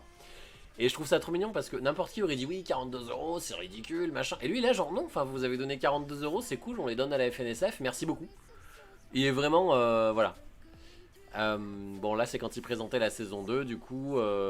Et après, voilà, tu vois, il faisait des petits trucs. Là, il est parti à la montagne, en mode, bah, si vous êtes plusieurs à la montagne, venez, on se retrouve, voilà. Il cherchait des photographes aussi pour les meet-up signs. Donc, t'as des gens bénévoles qui ont dit, bah, moi, de toute façon, je vais participer au meet-up sign, donc je vais faire des photos et tout. Et ils ont un très bel Instagram. Et en vrai, autant j'ai tendance à gueuler contre le travail bénévole et tout. Et autant là, c'était genre, le gars était vraiment, écoute, si tu viens et que tu fais 3 photos, c'est pas grave, je comprends aussi. Tu vois, on reste cool et tout. Enfin, je sais pas, j'ai bien aimé la vibe. Et là, en gros, ouais, on voit sur son Insta, il y a un peu de tout. Hein. Ça, c'est les photos de l'année dernière. Alors, je sais plus si je suis dessus. Voilà, au pont éphémère en 2020. Celui-là, je l'avais pas fait, donc je suis pas dessus. Ouais, c'est plein de gens en fait, super cool. Bon, il y a, au bout d'un moment, à force de passer, voilà, tu vois, il y a des gens. Par exemple, on voit sur cette photo Petroni qui était passé sur la chaîne d'ailleurs. Voilà. Et franchement, c'est ultra cool. Et surtout que là-bas, moi, ce qui me faisait marrer, c'est vraiment qu'il y a beaucoup de, il y a quelques influenceurs plutôt sourds que je suis ou que je suivais. Je pense à Lucas Wild par exemple. Et en fait, c'est des gens qui viennent à ces soirées-là. Et vraiment, toi, t'es là, tu discutes. Et juste à côté de toi, t'es là, genre, putain, il y a cette personne que je suis depuis si longtemps. Et tout. Et avec qui j'ai pu discuter. Et en fait, tu dis. Enfin, ouais, bien sûr, tu discutes normalement et tout. Mais tu vois, c'est très marrant parce que c'est des gens dont tout le monde se cogne. Parce que les gens sont pas dans la langue des signes, sont pas. En fait, et ils ont le droit. C'est pas leur dada, voilà. Mais enfin, tu vois, ça fait super plaisir, quoi. Parce que, ouais, les gens jouent à la pétanque, les gens prennent des barbecues, les gens apprennent à signer. Voilà. On a. Ah, attends, je sais pas si on va aller plus bas. Ah bah ça c'était à la Javel. La Javel j'y avais été aussi, mais j'avais pas été pris en photo. Et tu vois, je trouve ça cool. Voilà, donc là on voit Ludeto qui est l'organisateur des événements. 1 milliard de gens. Et vraiment chacun de ces gens à chaque fois, si il y en a quand même 2 ou 3, je les remets un petit peu. J'ai pas les noms mais j'ai les signes en tête. Parce que oui, le signe effectivement, hein, je l'ai dit tout à l'heure pour les logiciels et tout, ça vaut pour les personnes. Et c'est trop cool. Et surtout, ce qui est bien, c'est que tu peux quand même rester en petit comité. Moi, tu vois, j'en avais fait celui de la Javel, je l'avais fait avec une amie qui signe. Son copain de l'époque, je crois je sais pas si on nous voit. Non, on nous voit pas. Son copain de l'époque signait pas beaucoup, mais ça l'intéressait. Puis elle avait des amis entendants qui signaient pas du tout et qui étaient venus. Et j'avais des amis à moi qui venaient. Et en fait, on communiquait. Et de temps en temps, des gens venaient en fait sur les chaises libres. Et justement, Ludeto était venu. Et c'est là qu'il nous avait dit ah, mais du coup, pourquoi vous êtes là? Toi, tu signes pas, c'est pas grave, viens. Et il avait discuté pendant 3 plombes avec un gars qui parlait pas du tout la langue des signes. Et il était genre, ok, c'est bon, j'ai compris ce que tu m'as dit, vas-y, tu comprends. Enfin, c'est vraiment très inclusif. Et tu te sens bien en fait dans ces. Moi, j'aime beaucoup. Pourtant, je déteste faire des événements seul. Je n'aime pas. C'est vraiment un truc que j'aime pas. Et c'est les seuls où j'y vais toujours en me disant, putain, j'aime pas, je fais tout seul et tout. Et tu prends juste ta bière, t'es dans un coin. Et là, tu fais, putain, machin, je t'ai pas vu depuis. Et en fait, ça. Voilà. Ça décolle, enfin voilà, les discussions se font. T'avais prévu de rester jusqu'à 10 h du soir, tu vois, jusqu'à la fermeture du bar, enfin, tu regrettes après quand tu vois ton compte en banque. Je sais plus, ah bah tiens, tu vois, voilà, on me voit ici. Voilà.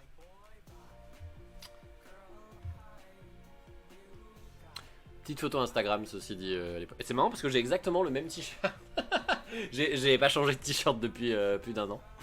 Voilà.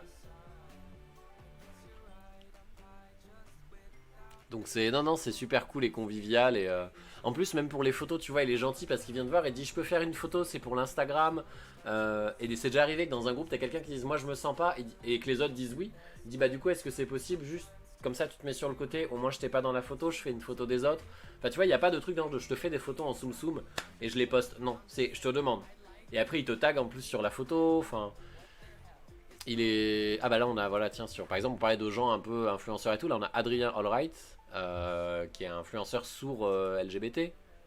On a aussi des chiens. Peut-être sourd le chien, je ne sais pas, je ne connais pas le chien, ceci dit.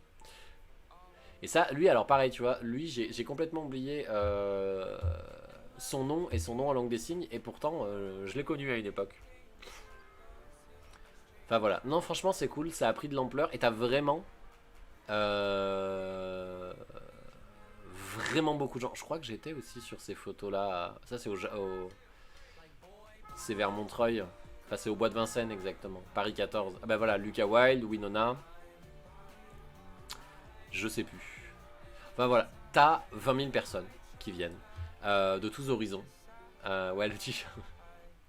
Je sais pas si ça se voit d'ailleurs, mais c'est un t-shirt de Mononoke. Voilà. Bref. Bref, voilà. Ça réunit beaucoup de monde. Et ça réunit vraiment. Et c'est ça qui est cool. Et surtout, tu peux avoir. Ah, pardon, j'ai bouffé un poil de chat. Tu peux avoir des vraies discussions. Moi, je suis tombé sur des gens, tu vois, qui me disaient bah, moi, je suis prof de LSF, mais en fait, je suis pas formé, mais j'ai envie que ça se développe. Et en même temps, je suis entendant et j'ai pas de diplôme de formateur, je fais ça en bénévole.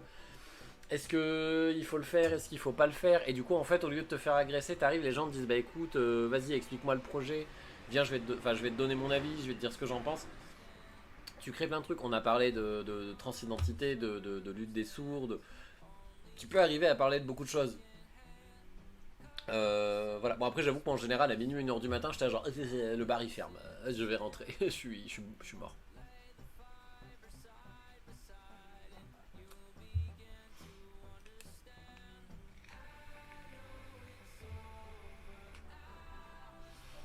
Et c'est très con d'ailleurs, parce que j'ai jamais fait de networking pour ce que je faisais sur internet. Ah Alors. Alors, ça, je le redis. Faut pas hésiter. Si t'as des questions comme ça, c'est vrai que ça c'est une question par exemple que les sourds entendent souvent et tout, qui peuvent au final pas mal prendre mais ils vont te répondre un peu sèchement, ce que je peux comprendre. Faut pas hésiter quand on a des questions un peu comme ça où soit t'as peur de blesser ou tu sais pas machin, hésite pas à me demander. Je préfère les prendre. Voilà. Et attention, hein, je dis pas que c'est vaccin. Je sais qu'habituellement ça l'est parce que je me suis posé la même question et j'ai fait le même truc et on m'a envoyé bouler. En fait c'est très simple. Mais je t'inquiète pas, il n'y a pas de. Y a pas de bagarre. La réponse va être simple de base, mais je vais développer un peu. Euh, Être sourd n'affecte pas tes cordes vocales, donc ne t'empêche pas de produire du son. Ça paraît un peu difficile. Alors, je vais quand même recouper la musique. Je suis désolé, je sais que c'est peut-être pas cool de ne pas avoir de musique, mais j'ai du mal à me concentrer. En plus, j'ai le casque qui me fait un peu mal aux oreilles, donc on décolle. Dumbo, vite, fuis. Oui, donc être sourd n'affecte pas les cordes vocales. Donc le fait de produire du son n'est pas lié à la surdité. Nous, on a effectivement une société qui est, et là la réponse devient longue, qui est très, on l'a décrit comme étant audiocentriste. Entre autres, c'est qu'on centre beaucoup l'audition, enfin tout est adapté par rapport à l'audition. On a le klaxon des voitures, on a le bruit du clignotant dans la voiture, on a la sonnette du vélo, on a les feux qui font du bruit. Alors il y a aussi pour les personnes aveugles, évidemment. Euh, voilà, faut pas annuler l'audio, hein, c'est pas ce qu'on dit. Mais voilà, c'est quand tu attends à la sécurité sociale, si l'écran il marche pas, tu te repères au son et on te dit, on t'appelle à la caisse, voilà. Tout fonctionne autour du son. Donc évidemment, on a du mal à se rappeler que le son, c'est avant tout une onde. C'est-à-dire que c'est des vibrations. C'est quelque chose que tu peux ressentir dans le bois, dans le métal. Si tu mets ta main sur tes cordes vocales en parlant, tu verras que ça vibre. Alors tu feras pas trop de différence entre les vibrations. Mais tu verras que ça vibre. Les vibrations, évidemment, diffèrent selon le phonème qu'on produit. Et selon la fréquence à laquelle on parle et le volume auquel on parle. Et donc en fait, les enfants sourds peuvent faire des cours d'orthophonie. Il y a beaucoup de solutions qui existent. À l'époque, il y a très longtemps, quand on n'avait pas d'outils techniques, les trois solutions qui existaient, c'était d'utiliser soit le dos de la main, donc en fait en parlant, tu sais si avec ton souffle, quel type de son tu émets. Donc, on prend ta pomme, le professeur il prend ta pomme de la main, il la met là, il fait genre peu, peu, peu, et toi tu prends ta pomme de la main, et tu dois essayer de faire la même chose, pour avoir la même sensation. Si tu as la même sensation, c'est que tu as fait le même son. En gros, enfin ça c'est pour les peu, me, feu, voilà. Essaye, déjà je suis en train de le faire, essaye de le faire, tu verras que tu sentiras ton souffle, faut être à 2-3 cm. Ça c'est pas super précis ceci dit, parce que si je fais pas, peu, p, c'est assez proche en termes de sensation. Donc faire la différence n'aide pas beaucoup. Et en plus, je cache ma bouche. Deuxième solution, un petit coton sur un fil. Donc je mets le coton. Tu me dis hein, si c'est chiant la réponse parce qu'elle est très longue, mais j'explique aussi les fonctions, enfin les trucs qui existaient. Je pense que je vais en zapper d'ailleurs. Tu as un petit coton, tu as un fil devant toi, et pareil, quand tu parles, le coton il bouge selon le souffle que tu émets, etc. Donc en fait, pareil, bon, ça date d'il y a peut-être, je dirais, 60 ans, un truc comme ça. Soixantaine d'années, c'était post-guerre. Ouais, un siècle, quoi, on va dire, allez, un siècle à tout casser. Soyons. Bon, après, il y a eu, je pense que bien avant, ça existait déjà, mais en tout cas, on avait retrouvé des archives. J'étais retombé sur une archive que j'avais montrée sur la chaîne, que j'ai plus aujourd'hui. Je l'ai reperdu, mais voilà. Donc t'as le petit coton, pareil, le coton il se balance. Alors c'est peut-être sur un fil un peu plus rigide, remarque, mais voilà. Le coton il se balance et tout. Et tu fais ça devant un miroir, comme ça tu vois aussi la forme de ta bouche par rapport à celle du professeur. Voilà. Ça c'était un truc. Faut savoir qu'aussi à cette époque, ça se fait encore aujourd'hui, c'était des élèves à qui on mettait en fait des espèces de barrières opaques entre eux. Et quand le prof parlait, il se masquait la bouche pour qu'on les force à entendre. Et du coup aussi qu'on les force à parler. On est quand même sur une maltraitance assez costaud. Il y en a encore aujourd'hui d'ailleurs. L'oralisation forcée est une maltraitance.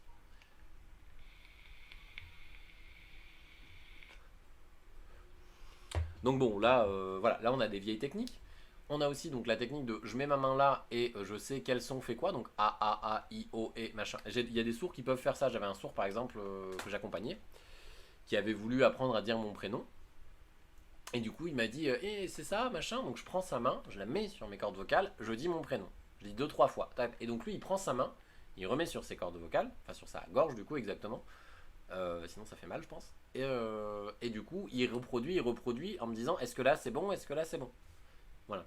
J'ai des collègues, par exemple, pareil, ils me disent ça fait quel bruit, paf, tu prends la. Vas-y, fais pas chier, donne ta main, mets là, paf, je t'imite le bruit et t'as une idée. Et du coup, ils peuvent reproduire le bruit, voilà. Donc ça, c'est des techniques assez basiques hein, qu'on peut faire à la maison, notamment. Il y a aussi la bougie, pareil, voilà. J'essaye de parler pour faire vaciller la flamme de la bougie, mais il faut pas l'éteindre. Parce que si je l'éteins, c'est que j'ai parlé trop fort. Bon, ce qui est plus ou moins vrai, mais voilà. Et tu as aussi, sinon, le travail de perroquet un peu. Enfin, dans tous les cas, c'est du travail de perroquet, hein, c'est de la répétition, c'est du par cœur et tout.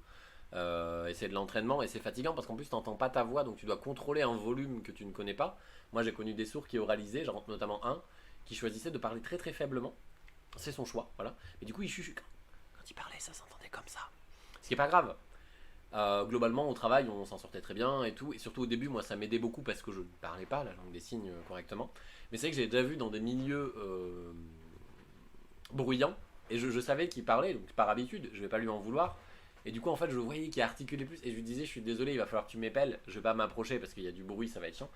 Et c'était très marrant. Et t'en as, par exemple, qui vont avoir une voix qui porte. Et donc tu leur dis, bah attention, par contre, là, ça porte, tout le monde entend. Mais c'est difficile en même temps de contrôler. Voilà, essaye d'avoir un casque anti-bruit pendant une journée entière. Tu verras qu'à la fin de la journée, tu vas sûrement parler super fort et tout. C'est un truc qu'on retrouve chez les entendants qui perdent l'audition d'ailleurs. Le fait de pouvoir oraliser correctement, articuler correctement, disparaît petit à petit avec le temps quand tu deviens sourd. Parce que tu ne t'entends plus. Parce qu'on va pas te corriger tout le temps. Parce que les gens en ont pas envie ou parce que c'est mal poli aussi, donc voilà. Tu as aussi donc ouais un truc qui existait qui existe encore il me semble chez les orthophonistes. En gros c'est une espèce de plaque que tu as sur le thorax. Donc tu sens les vibrations quand tu parles, quand l'autre parle et tout, et en fait tu as un spectre audio devant toi. Et l'orthophoniste va prononcer un mot, on va faire des sons, etc. Voilà, hop, ça dessine un spectre audio. Et toi, tu vas répéter ça, et du coup, les vibrations vont être générées, et tu dois essayer de coller au maximum au spectre audio. Une fois que tu y arrives, si tu as collé à un spectre audio, c'est forcément que tu as dit quelque chose de similaire à ce qui a été prononcé. Puisque les spectres sont uniques. Le spectre de papa n'est pas celui de maman. Voilà, c'est des trucs assez précis, hein. On ne parle pas de ce que tu as dans Adobe Premiere, et encore Adobe Premiere ça peut être très précis puisque c'est à la frame près. Voilà, c'est vraiment des outils assez perfectionnés, et c'est du travail de perroquet, et on apprend à parler. Après, Mélanie aussi, elle est dans un cas où elle a des appareils auditifs. Alors je dis, elle en a parlé, hein, je ne out pas le fait que la personne ait des appareils. Ça c'est un truc à pas faire d'ailleurs. Faut pas dire, hey, il est sourd et il a des... Non, voilà, tu laisses la personne le dire si elle veut. Mais Mélanie en avait déjà parlé, on avait parlé en live aussi d'ailleurs. Mélanie en fait quand elle était petite, ce que ses parents ont fait c'est qu'ils lui ont donné des cours d'orthophonie plus mis des appareils auditifs. Et donc elle peut entendre un petit peu. Et donc elle peut parler aussi. Voilà. Je sais pas à quel volume exactement elle entend sa voix et tout, voilà. Et après c'est un choix. Mais en réalité c'est ça en fait, c'est juste le principe de base, c'est juste que produire des sons est tout à fait possible quand on est sourd. Après, c'est un travail qui est différent. Si tu veux, j'ai une vidéo peut-être à te montrer si je la retrouve.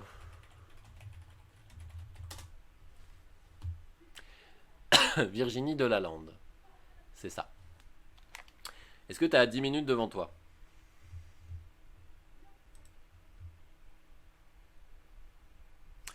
Je sais que voilà, je sais que c'est à ne pas faire. Oui, c'est ça. Non, alors, en fait, oui, là, c'est vrai que je disais de manière générale. En vrai, du coup, c'est vrai que comme tu es tout seul, on parle vraiment tous les deux.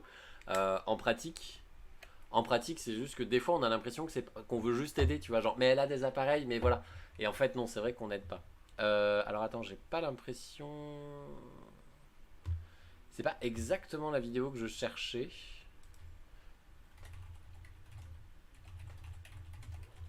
Alors, je vais pas te mettre le reportage en entier, ceci dit, parce qu'il est très long.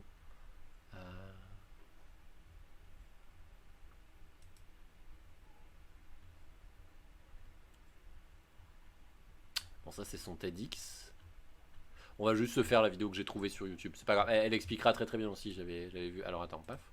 Là, c'est une vidéo de Virginie Delalande, qui est la première avocate sourde de France. Et là, du coup, qui parle de son parcours. Il y avait eu un chouette docu, mais j'arrive pas à retrouver le trailer parce que le trailer l'explique très très bien. Mais voilà. Et là, c'est une personne sourde. Alors, je sais plus si elle a des appareils ou si elle est implantée. Pareil, c'est un truc qu'elle dit. Hein, voilà.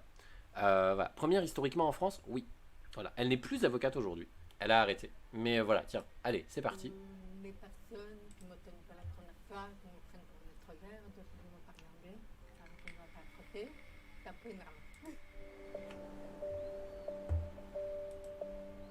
Avec mon appareil auditif, je perçois des sons, mais Elle a un appareil. je ne peux pas du tout, c'est le même référentiel auditif que vous. C'est un petit peu comme d'essayer de lire ou d'entendre une langue étrangère. Alors attention, je mets pas les sous-titres parce qu'elle est dure à comprendre à mon sens, mais je sais que voilà, pour des gens qui n'ont pas l'habitude, ça peut être compliqué. Ça peut être un effort, donc voilà. D'ailleurs, j'ai monté un peu le son. Hop, voilà. Vous entendez, mais vous ne comprenez absolument pas ce que ça veut dire. Je vais commenter en même temps d'ailleurs, parce que voilà, effectivement, la surdité, comme elle dit, vous entendez mais vous ne savez pas ce que ça veut dire. La surdité, c'est une question de fréquence. C'est quelle fréquence tu entends ou pas. Moins tu en entends, plus c'est profond. Et donc évidemment, dans une voix, on est sur un range, une plage de fréquences. Donc tu peux très bien avoir des bouts de la fréquence entendue et des bouts de la fréquence non entendue. Ce qui fait que du coup, tu entends des sons, mais tu n'entends pas tous les sons. Donc tu n'as pas la possibilité de comprendre tout ce qui est dit. C'est du cas d'un très long travail de droite à l'orthophonie. Alors ma voix n'est pas vraiment la mienne, dans le sens où ce sont les orthophonistes de ma famille qui m'ont passionné petit à petit, donc comme je ne l'ai jamais entendu, je n'ai jamais décidé de parler grave, avec la voix un peu nasillarde. J'ai fait comme m'a dit de faire. C'est ça aussi, voilà. C'est vrai que c'est souvent des. Alors, moi j'ai connu des sourds qui parlaient vraiment, tu faisais pas la différence. Le fameux accent sourd dont on parle. J'ai pas trouvé d'autres termes plus appropriés. Je sais que beaucoup de sourds ne l'aiment pas, mais voilà. Coucou Générica, comment ça va? On était en train de. J'espère que t'as passé une bonne journée. On était en train de regarder une vidéo de Virginie Delalande parce que justement, on parlait un petit peu de comment font les sourds pour apprendre à parler. On a déjà vu les autres sujets, mais la vidéo est enregistrée, sera disponible sur la chaîne des VOD, évidemment, si tu veux la voir, ou sera disponible aussi, il y aura des infos disponibles dans la newsletter, car je ne sais plus si toi tu es dans la région parisienne, et t'es pas obligé de répondre si tu souhaites pas, mais du coup, si tu veux si les gens veulent qu'on se rencontre, il y aura des infos qui seront partagées sur le Discord, pour qu'on puisse se rencontrer peut-être au travers de la langue des signes et tout. Voilà. Je résume. Je résume la petite heure qui s'est passée. Et ce que je disais, du coup, les personnes, en fait, ouais, voilà. C'est vrai qu'il y a les accents sont pas mis de la même manière sur les mots et tout, et ça peut être des fois des voix un peu plus plates, entre guillemets, en termes d'intonation. Voilà, ça arrive, hein, c'est pas grave, hein, on comprend. De la compréhension, ça a été plus facile, puisque comme je n'avais pas les oreilles, j'ai dû utiliser des yeux. Je me suis très naturellement rentrée dans la nature arabienne.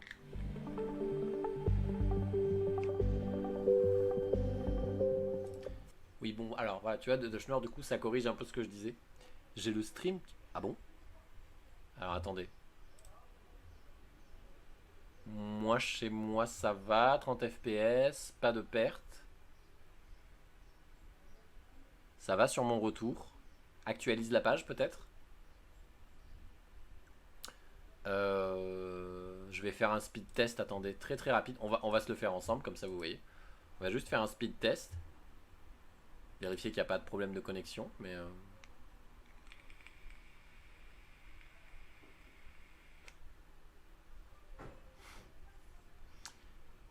ping de 6 millisecondes. Un download qui est vers 250 mégabits seconde.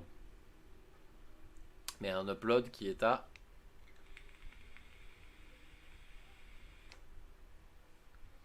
Ça bug un peu. Non, alors ça doit venir de chez moi. C'est peut-être parce que j'enregistre en même temps.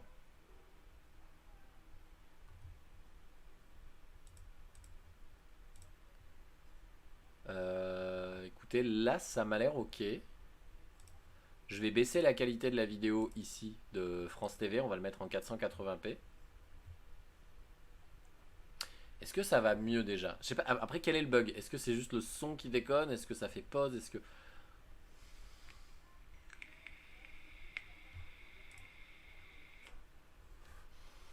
Oh là là, Generica arrive et paf, ça bug. Ça arrive au mauvais moment. Le lecteur se mettait en pause. D'accord. Écoute, là j'ai toujours aucune perte. J'ai coupé quelques onglets. Je vais vérifier si j'ai pas des trucs qui peuvent être un peu gourmands. Bon, je vais couper ça. Qu'est-ce que j'ai? Je vais couper Deezer. Je vais couper Discord. Je coupe un peu les... Bon, ça bouffe pas grand chose, mais voilà. Est-ce que ça va mieux là? Est-ce que ça va mieux? Est-ce qu'on peut reprendre? Parce que du coup, j'allais te répondre du coup de Schnorr. Au final, je me corrigeais. Est-ce que vous êtes... Est-ce que c'est... Ok. Je vais mettre un peu de lumière là, c'est bizarre. Attendez, je suis moche. Faut que je m'achète une ring light, un de ces quatre.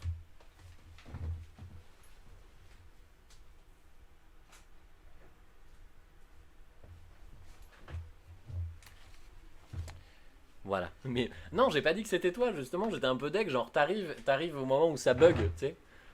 Ça me l'avait fait à d'autres live à une époque, genre tout le monde arrive et t'es là genre ah non, il y a plus internet. Bon, comment ça va sinon du coup, je disais, Générica, comment ça va? Bonne journée, tout ça? Blablabla. Et tu verras, ouais, je posterai des infos sur le Discord du coup, soit dans la soirée, dans le week-end, je sais pas, je verrai. Donc oui, du coup, je corrigeais ce que disait la vidéo. En fait, c'est pas exactement la première avocate sourde, c'est la première avocate, pardon, sourde profonde de naissance. C'est-à-dire que du coup, elle nécessite la présence d'un interprète, quoi qu'il arrive, lors d'un procès. On n'est pas sur une personne sourde légère qui peut arriver à comprendre ou qui peut même comprendre suffisamment pour que l'interprète ne soit pas indispensable, on va dire. C'est pas possible. Alors attendez, là j'ai coupé l'enregistrement du stream. Peut-être que ça bouffait un peu de ressources, c'est tout à fait possible.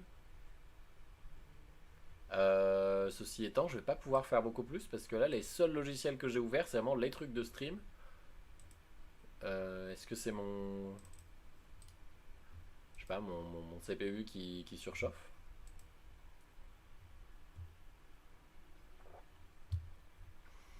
Attends, c'est où qu'on le voit déjà? Je m'en fous de la MD Link. Tranquille, dernière journée. Oh, c'est un peu triste ça quand même. Bah non, même pas, il est même pas en surchauffe. Ma RAM, j'utilise que la moitié. Il est à 80 degrés là, mon truc. Et what? Bah écoute, moi là, petit week-end jusqu'à demain encore inclus. Demain, du coup, je vais à la Pride. Au final, je suis assez content. Alors, je sais que c'est pas la meilleure Pride. Je sais que c'est la Pride Mastercard, Tinder, etc. et tout. Mais je me sentais pas forcément légitime d'aller au Pride précédente. Donc là, j'y vais avec des potes du coup. Dès que tu remets la vidéo, ça bug. Bah, c'est bizarre. Alors attendez, ici un truc. Couper, paf, fermer, remettre. Entre les personnes qui Alors, ne tiennent pas la qu'est-ce que première ça fois, donne là? Bon, il y a le truc de travers, chargement. d'autres Qu'est-ce qui que vont ça parler donne? anglais, alors qu'on ne va pas le français, c'est un peu énervant.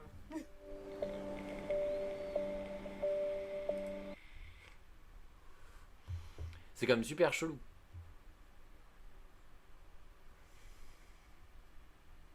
C'est super chelou.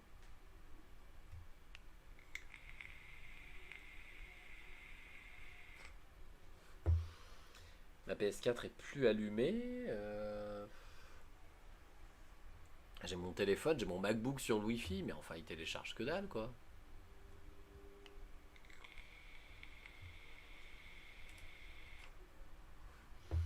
Ok. Moi c'est surtout qu'en plus même OBS, enfin je dis pas, je dis pas que vous avez tort, mais c'est vrai qu'OBS me dit aussi quand je perds des frames ou quand ça déconne, et là mon petit carré est vert, je suis en 30 fps, j'ai 20% du CPU utilisé. Bon, je vais pas relancer l'enregistrement, tant pis pour la VOD, hein, je couperai ce passage. Et voilà. Mais du coup ouais ça va. Après si vous voulez j'ai une anecdote très rigolote du boulot à vous raconter a posteriori. Mais on va finir la vidéo. On en était... Ah là. Ouais, c'est super bizarre de Ce Schnorr, qui m'a c'est vrai. aidé à surmonter toutes les épreuves de mes études d'avocat qui n'ont pas été très faciles, c'est bien évidemment l'objectif. Avoir mon diplôme et pouvoir ensuite utiliser ce diplôme pour défendre la personne à qui on ne laissait pas le droit à la parole. Ensuite, ce qui m'a énormément aidé, C'est ça, c'est horrible. C'est ça, Générica, voilà. Alors, est-ce que tu peux trouver un moyen de regarder le live autrement? C'est le gars très désagréable. Est-ce que tu peux quitter le live s'il te plaît? Tu verras la VOD. Non, non, mais non, c'est pas toi, c'est pas toi. et fait tenir même Chelou. difficile, c'était mon entourage. Les amis qui m'étaient faits pendant ces études, ils me disaient, Monsieur Guénard, que tu fais, vas-y, c'est les résultats que j'obtenais. C'est également mon mari, qui a toujours adoré tout ce que je faisais, qui est mon premier soutien, et que je remercie d'ailleurs toujours aussi, que j'allais être diplômée. Alors, pour rajouter, je sais pas si vraiment c'est lié à ça, mais elle parle de son mari. Alors, il y a eu un docu. Hein. Attention, tout ce que je dis, c'est des infos publiques que j'ai vues via le docu qu'il y a sur elle. Voilà, je suis pas en train genre de call out, genre j'ai trouvé ça, je la connais même pas, Virginie Delalande. J'aimerais beaucoup rencontrer cette personne, mais voilà. Son mari est sourd. Ça veut pas dire qu'il est meilleur ou quoi, mais ça veut aussi dire que dans un couple, en tout cas moi c'est souvent le ressenti que j'ai aussi, mais quand t'as une personne handicapée et une personne valide, souvent la personne valide a du mal à comprendre les problématiques que va traverser la personne handi. Donc là en l'occurrence bon la personne sourde. Et donc t'en as qui vont être dans le support et tout, machin, qui vont être bah écoute c'est cool ce que tu fais, machin, mais qui vont pas forcément comprendre et qui vont avoir l'impression que les moments où tu te plains de problèmes qui en vrai sont des vrais problèmes, vont juste être là genre mais tu te plains de pas grand chose et tout parce qu'ils ont jamais vécu ça. Et je pense qu'elle a, enfin mine de rien elle a quand même eu de la chance, je dis pas que c'est une grosse privilégiée et tout machin, je pense qu'elle a quand même eu beaucoup de chance pour avoir un minimum de privilèges pour pouvoir accéder à des études d'avocate parce que ça avait beau être compliqué, elle a réussi à le faire, elle s'est battue et il y a aucun souci là-dessus, moi je conteste pas sa légitimité, mais c'est vrai que souvent bah, les problèmes d'accessibilité, les problèmes financiers, que ce soit pour payer un interprète, pour avoir quelqu'un qui signe pour toi si t'as pas d'interprète, pour pouvoir habiter dans la ville où il y a les cours adaptés, etc. C'est souvent des trucs qui sont accessibles à une certaine partie de la population et souvent en fait des gens aussi qui ont les moyens vont pas faire l'effort parce qu'ils comprennent pas, parce qu'ils sont pas concernés eux-mêmes. Et elle, dans le documentaire, on voit en fait ces deux enfants, me semble, sont implantés.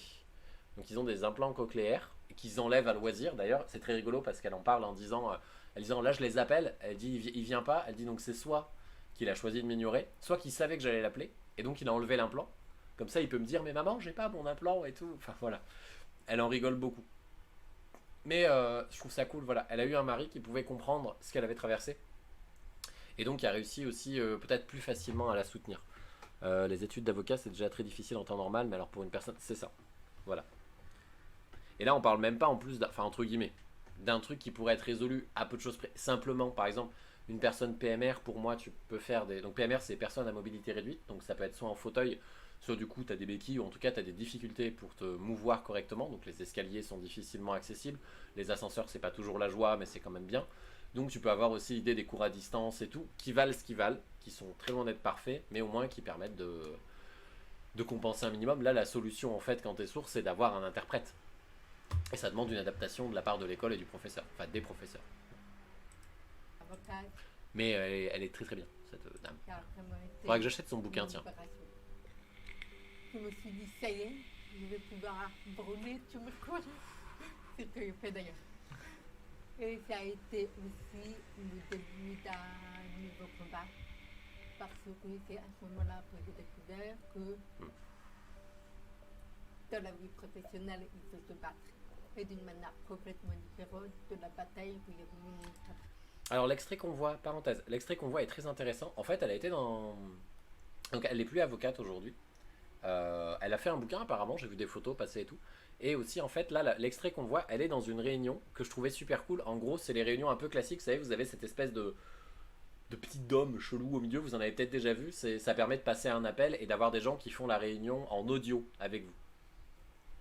Sauf que bah évidemment à l'origine ils avaient installé tout ça, puis ils l'ont embauché, ils se sont dit mince c'est qu'en audio, comment elle fait? Parce que déjà qu'elle n'entend pas bien, même avec ses aides auditives, si on passe un appel téléphonique, t'entends encore moins bien, puisqu'il y a moins de fréquences qui sont partagées, la qualité sonore est pas optimale et tout. Et en fait, cette boîte, ils ont dit, bah, on va embaucher un service d'interprète en visio, voilà. Donc t'as un interprète qui écoute la réunion, et paf, qui traduit tout, et basta. Et ce que je trouve incroyable, parce qu'en vrai, c'est une adaptation qui est très minime. C'est juste qu'au lieu qu'on se parle les uns les autres par-dessus et tout, là, ça demande juste à ce que chacun parle séparément. Enfin, chacun son tour. Ce qui permet aussi de mieux s'écouter en réunion et d'être des fois plus efficace parce que t'apprends à être concis. T'arrêtes de parler, machin, enfin voilà. Mais comme elle dit, ouais, c'est une manière très différente parce que souvent, les sourds, bah, on n'en veut pas dans le travail parce qu'on a peur que ce soit compliqué en termes de communication, on n'a pas envie de faire l'effort et tout. J'ai une anecdote d'ailleurs très intéressante là-dessus. J'en ai reparlé il n'y a pas longtemps, elle m'est revenue.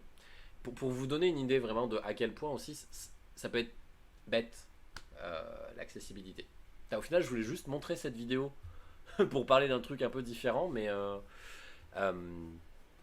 moi à une époque je travaillais dans une asso qui faisait en gros en fait des fois ils prenaient certaines personnes qui travaillaient donc dans les AT de l'association et on avait des partenaires ou des clients plutôt, des clients comme Bouygues, EDF, etc. qui sont à la défense et donc ces personnes de l'ESAT qui étaient sourdes partaient avec la chef de service et généralement un ou deux moniteurs éducateurs ou monitrices éducatrices pour faire des initiations à la langue des signes. Donc pour apprendre à dire bonjour, comment ça va, voir que la communication n'était pas si compliquée que ça, et que ça demandait voilà, juste un peu d'adaptation. Et ils vont chez, de mémoire, c'était chez EDF.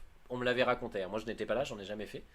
Euh, Ils vont chez EDF, et donc le patron super content qui dit bah voilà, nous on essaye d'embaucher un maximum de personnes handicapées parce qu'on ne veut pas faire que des quotas, on veut aussi donner la chance aux gens selon les compétences et pas selon le handicap. Et en fait, quand on est prêt à les embaucher, on leur demande de quel truc ils ont besoin pour qu'on adapte le poste de travail, pour savoir si on peut les prendre direct ou si on doit faire des travaux, etc. Et notamment sur les sourds, il dit bah nous on est super contents, on a acheté des dispositifs Taléo, donc c'est des téléphones avec des écrans où il y a un interprète dessus. Et puis c'est des personnes sur lesquelles on a aussi plus besoin de communiquer par mail, donc on leur a donné des cours de français dans le doute, enfin on leur a proposé, certaines en ont pris quoi en gros. Et là, t'as une meuf qui arrive et qui dit putain, c'est trop bien la langue des signes, parce que c'est vrai que moi, pour moi, c'est difficile d'embaucher des gens sourds. Et le patron était là. C'était genre, je pense que c'était un des grands patrons, juste à côté. Et il lui dit mais comment ça, c'est difficile? Il dit bah non, enfin dans cette boîte, on a justement ce qu'il faut. Ça coûte cher, il n'y a pas de souci. Donc ça veut dire juste qu'on reporte l'embauche des gens, des fois de quelques semaines, le temps qu'on commande et que tout arrive, parce qu'on veut qu'ils arrivent dans un environnement adapté. On veut pas qu'ils arrivent et que ça s'adapte ensuite. Mais il dit sinon, enfin il dit à part ça, fait globalement je comprends pas. Et là la meuf, sans pression, qui en gros, bon je paraphrase, hein, ça date un peu, qui dit bah tu sais moi j'ai reçu des candidatures pour des graphistes et tout, mais bon ils sont sourds. Du coup bah non, bah j'ai dit non et tout. Et le gars qui la regarde dans le blanc des yeux en mode mais comment ça? Il dit comment ça t'as refusé des gens parce qu'ils étaient sourds? Il dit mais attends, là il y a un problème parce que tu sais très bien qu'on a des collègues sourds, tu les as déjà croisés en plus. Et si t'as un doute en fait, bah tu peux me demander. C'est moi qui peux donner une décision finale si besoin. La meuf vraiment qui se laissait pas démonter, genre non mais voilà je sais que c'est dur, puis passer par mail alors qu'on peut faire un coup de fil. Et le gars vraiment il était là juste, bah on a Taléo, il y a Roger Voice, il y a 20 000 trucs qui existent, on a des interprètes qu'on embauche pour toutes les réunions. Qui... Bah vache dis donc ça va, ça klaxonne sur le périph'. Et vraiment, le gars, et la meuf qui a fini par dire ah, ben faudra peut-être. Et en fait, de ce que j'ai compris, ça s'est terminé par le mec qui a dit tu sais quoi. Il fait bon, bah là on a embauché des gens, on va pas les dégager en disant t'as été embauché alors que quelqu'un était mieux parce que ça se fait pas. Mais il dit tu sais quoi, il fait moi, prochain recrutement, euh, je m'arrange pour que dans l'annonce, tous les mails qui arrivent sur ta boîte mail concernant les CV me viennent en copie et que je rencontre chacun des candidats.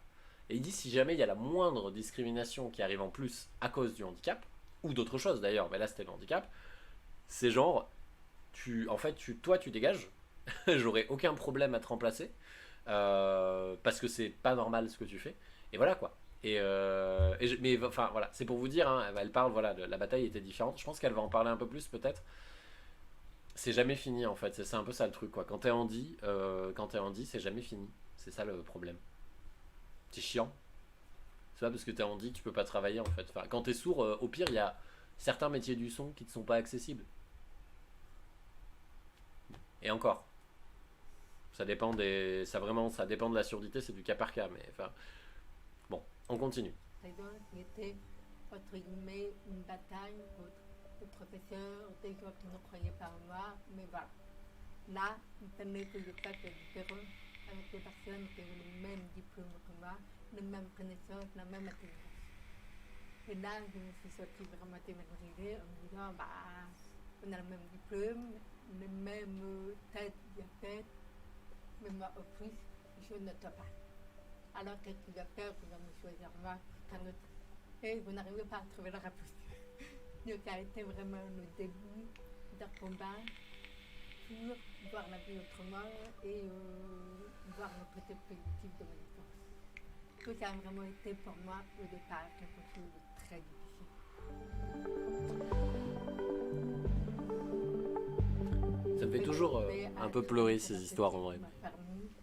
Complètement à l'aise aujourd'hui avec mon handicap. Ah, je suis entièrement d'accord, hein, c'est dingue. C'est tellement normalisé en fait que bah en fait ça pose pas de problème à beaucoup de gens. Voilà. Puis qui te l'avouent en rigolant souvent, tu vois, genre ah là là, bah non.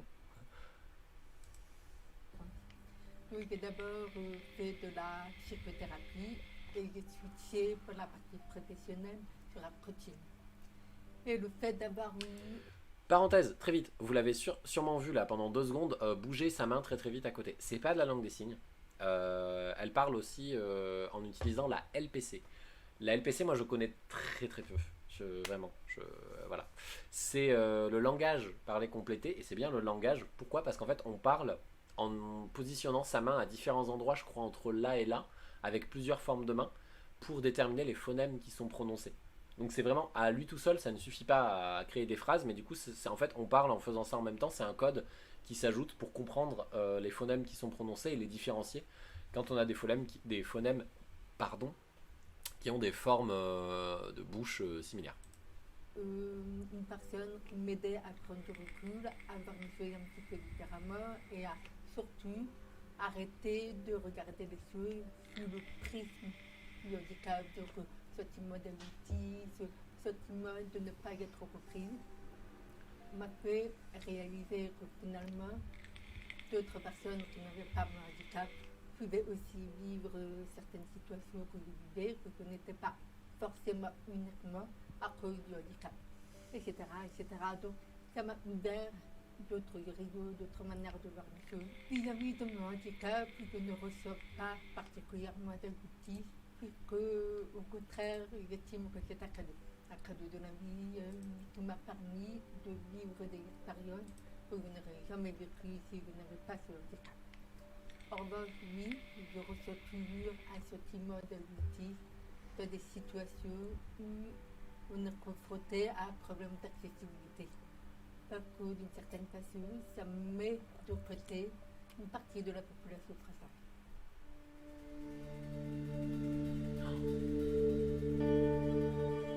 Depuis la sortie du documentaire l'année dernière, ma vie a complètement changé. De le chose qu'aujourd'hui, je ne travaille plus du tout en entreprise, je suis à mon compte, je suis coach et conférencière. Et mon objectif est de changer le regard de la société et de l'entreprise sur le handicap. Donc, une vie extrêmement intéressante, avec énormément de rencontres, beaucoup d'opportunités professionnelles, et puis surtout, une joie de vivre et un plaisir à me lever tous les matins pour le travail. C'est une vie que je n'aurais jamais imaginée il y a quelques années, parce que je ne pensais pas avoir la légitimité pour elle. Donc ce documentaire m'a aidé à me donner la légitimité pour parler de moi, de la différence, du handicap, de l'acceptation de sa propre différence, de la richesse que ça peut apporter pour soi, mais aussi pour la société, les entreprises, etc. Alors, la France, c'est un pays très en retard pour un certain nombre de choses. Donc, quand je prends une nationalité. Alors, pour un milliard de raisons, pardon, on pourra reparler. Il me semble que c'était le nom, c'est le Congrès de Milan. Pourquoi la France est en retard? Alors, j'aurais pas les dates et tout, parce que là, en plus, ça vient un peu comme ça. Et je suis très mauvais pour retenir certains trucs quand c'est pas les noms des Pokémon. Ce qui me fait penser d'ailleurs, Générica, j'ai un tatouage Pokémon incroyable, mais tu l'as peut-être vu sur le Discord. Voilà, c'était la news depuis la dernière fois. En fait, ce qui s'est passé, c'est qu'à une époque, il y a 3-4 siècles, 2 siècles, non 2 siècles il me semble. En gros, à Milan, tu as des gens qui se sont dit qu'est-ce qu'on fait pour l'éducation des sourds et muets? À l'époque, ils disaient sourds et muets. On peut le retrouver, d'ailleurs, on peut retrouver ces inscriptions sur, par exemple, la statue de l'abbé de l'Épée à l'Institut national des jeunes sourds de Paris. Parce qu'on disait comme ça à l'époque. C'était pas approprié, mais on disait comme ça. Et il disait, en fait, comme la langue orale, c'est la seule qui est valable, c'est la seule qui peut exprimer toute la richesse de ce qu'on pense, de ce qu'on ressent, etc. Bam, on fait que de l'éducation orale. Donc on attache les mains des sourds dans le dos. Donc dès qu'ils signent, paf, on leur tape sur les doigts avec une règle salement.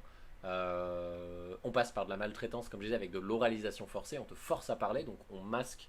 On te met dans des bureaux séparés, un peu comme ces open space, mais qui sont pas open, vous savez, où vous pouvez pas vraiment discuter avec les collègues, pour éviter justement que vous discutiez et que vous soyez productif. Là, on te mettait ça pour éviter que tu signes avec tes petits copains.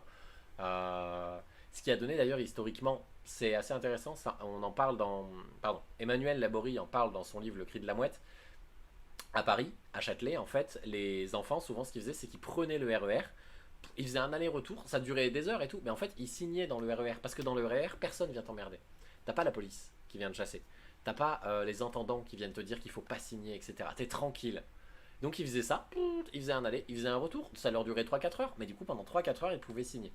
Et c'est pour ça que, plus ou moins historiquement, mais on a beaucoup de personnes sourdes et de cafés-signes et de rencontres entre sourds et entendants qui se font encore aujourd'hui à Châtelet. Et si à Paris, vous allez à Châtelet et que vous faites un tout petit peu attention, vous avez beaucoup plus de chances de voir des personnes qui signent que à peu près n'importe où dans la rue. Même si à Paris on a une concentration de population et tout, mais voilà.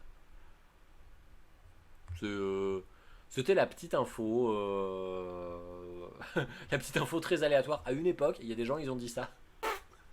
Mais du coup oui, ça a des répercussions encore aujourd'hui, notamment dans l'accompagnement des personnes sourdes, dans le choix d'avoir un appareil ou un implant ou pas, de pratiquer les langues des signes, dans les dérivés avec le bébé signe, etc. Enfin, c'est bon. Les États-Unis, toutes les chaînes peuvent atterrir à nos sous-titrés. En France, c'est seulement les chaînes qui font plus de 10% d'audience. De la même façon, comme il y avait des chaînes d'information. Alors attention, pardon. Ce qu'elle dit est en partie vrai. Aux États-Unis, ce n'est pas la totalité des chaînes d'information qui sont sous-titrées. C'est de mémoire, je crois que c'est 20 à 30% de la totalité du contenu qui est sous-titré. Je ne sais pas si après elle parle uniquement des chaînes entre guillemets publiques ou des chaînes du câble, mais voilà, tout le contenu n'est pas sous-titré.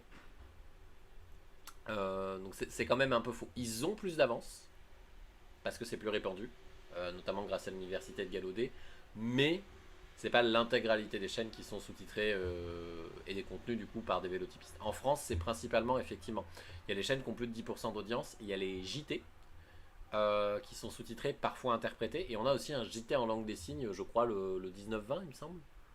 Mais c'est un JT vraiment intégralement en langue des signes, je sais plus sur quelle chaîne il est. Donc c'est voilà. Bon après c'est un contre-argument nul parce que t'es là genre source, source flemme, source t'inquiète frère. Oui, pays comme etc., ils n'avaient pas de traduction. Donc on avait des attentats ou des choses comme ça. Les premières personnes qui vont être victimes, soit des personnes jeunes, qu'elles n'ont pas l'information en même temps. Dans d'autres pays, il y a des systèmes qui sont mis en place pour justement pallier à toutes ces carences. Et ces systèmes-là ne sont pas forcément pris en charge financièrement par les personnes jeunes.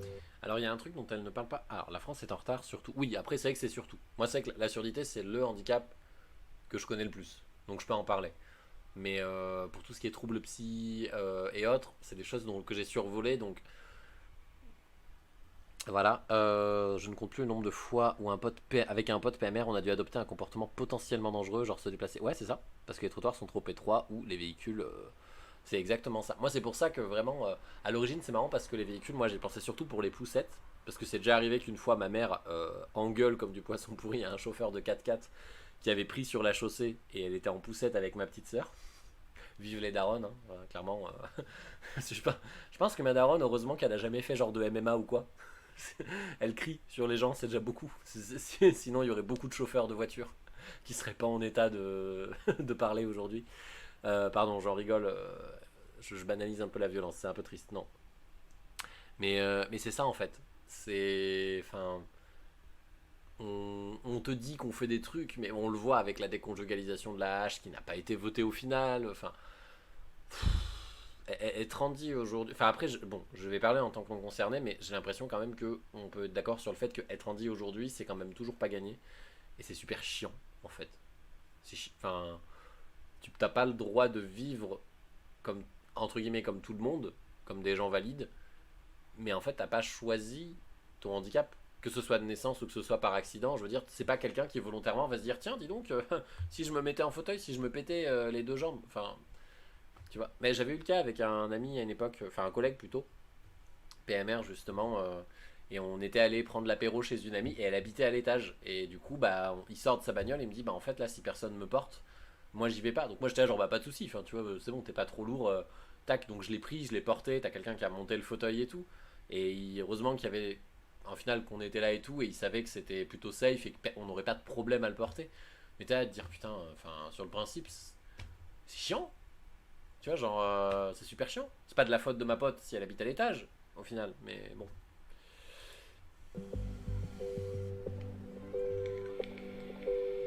Autour de moi, j'ai énormément de gens extrêmement bienveillants, extrêmement intéressants, et que je fais des personnes qui s'enrichissent de toutes les différences qu'elles voient tous les jours. Ça marche. Les gens psychorigides n'ont aucun intérêt dans ma vie, puisque je suis des gens qui, naturellement, ne sortent pas de leur zone de confort, qui entretiennent les mêmes schémas, les mêmes comportements pendant des années. Aujourd'hui, c'est ça qui me permet de choisir les personnes avec qui j'ai envie d'interagir. C'est-à-dire que toutes celles qui ne font aucun effort, moi non plus, je ne fais pas. Elle a raison. Totalement raison. Je ne sais quoi, et ne m'intéresse pas. Parce que je considère que dans une communication, on est deux à communiquer. Donc finalement, ça me permet très naturellement de faire le tri entre des personnes ouvertes d'esprit et des personnes complètement bloquées. Et souvent, là, elle dit un truc très intéressant.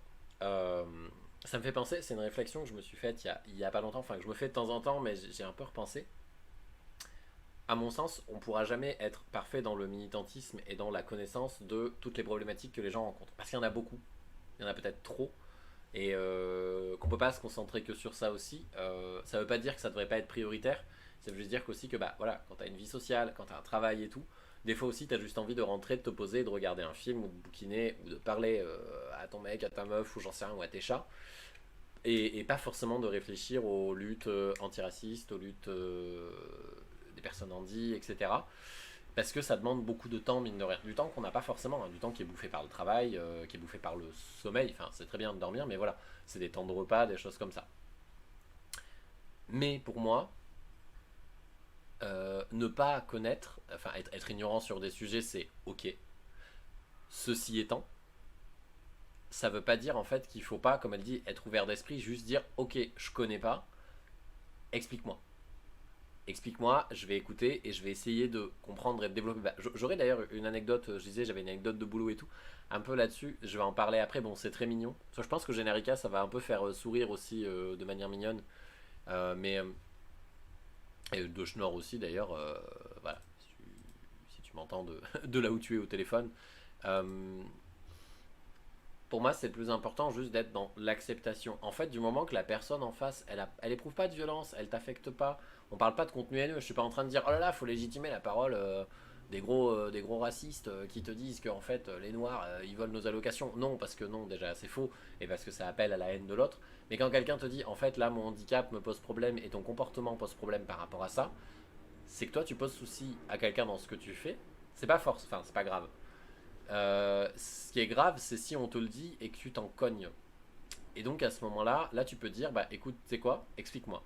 Vas-y, on en parle. Si tu sens que tu veux aussi m'expliquer et m'éduquer là-dessus, ou donne-moi des ressources, ou voilà, donne-moi des billes, et puis moi après je vais chercher de mon côté, et voilà quoi. Malheureusement, pour ces personnes-là, ça passe par l'acceptation de la différence. Donc, qui est compliqué, c'est qu'il y a des personnes qui ne veulent pas faire d'efforts du tout et qui vont nous envoyer une image même très méprisante.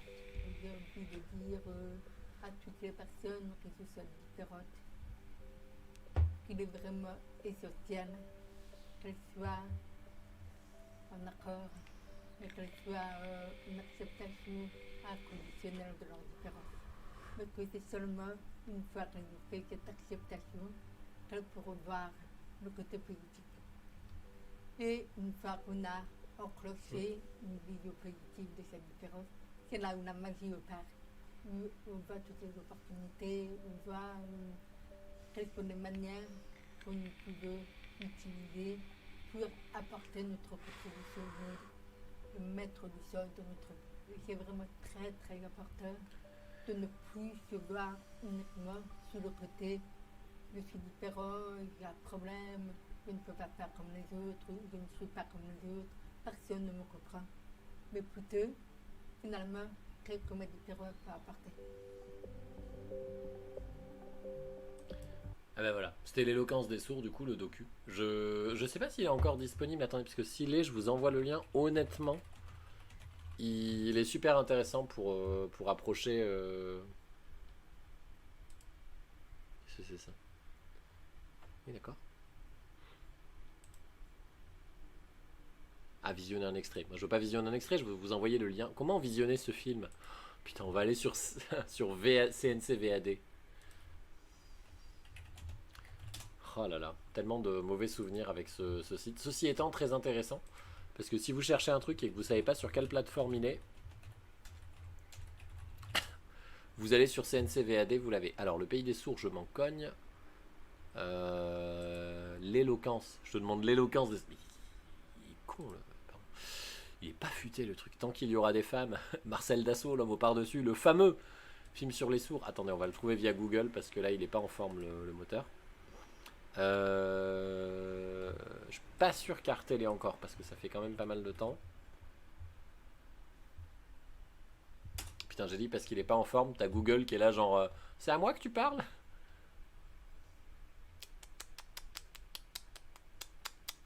Arte Replay.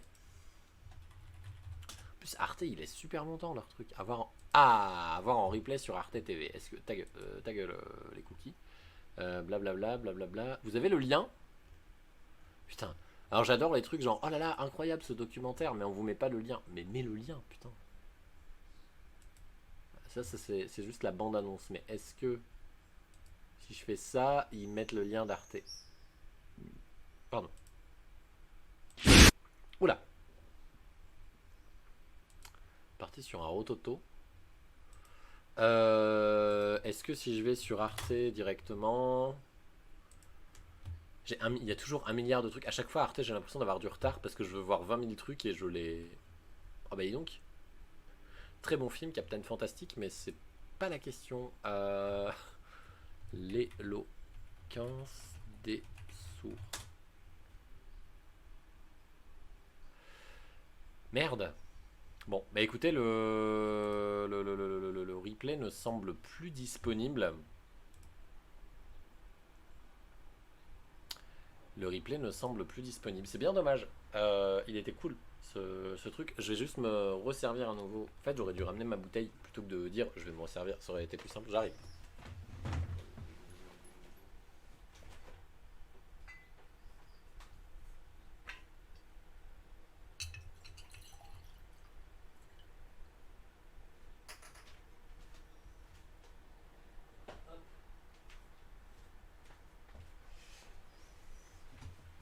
Voilà. Donc on était quand même parti sur une question de Dashner à l'origine qui demandait comment une personne sourde pouvait apprendre l'oralisation pour au final voir tout ça. Mais voilà. Je pense que c'était quand même bien, c'est toujours intéressant à voir. C'est très dommage vraiment que le replay ne soit plus disponible. Même nulle part, parce qu'il n'y a même pas de...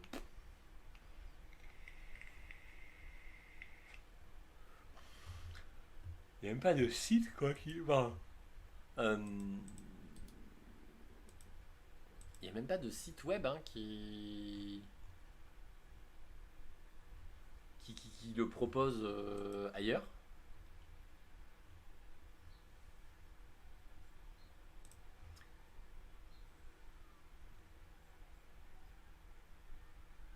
Non.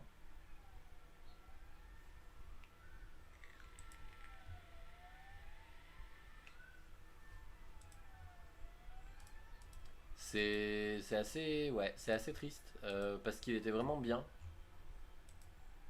Donc j'espère qu'il sera racheté par un truc un jour. Est-ce que si je fais ça...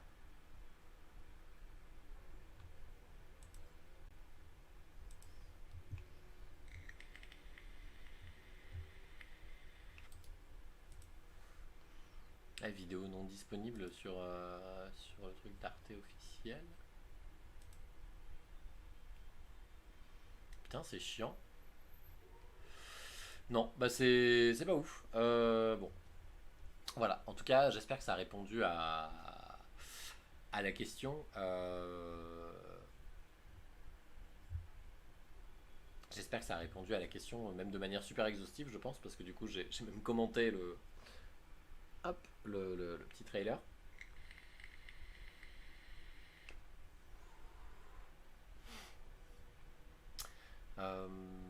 Mais voilà.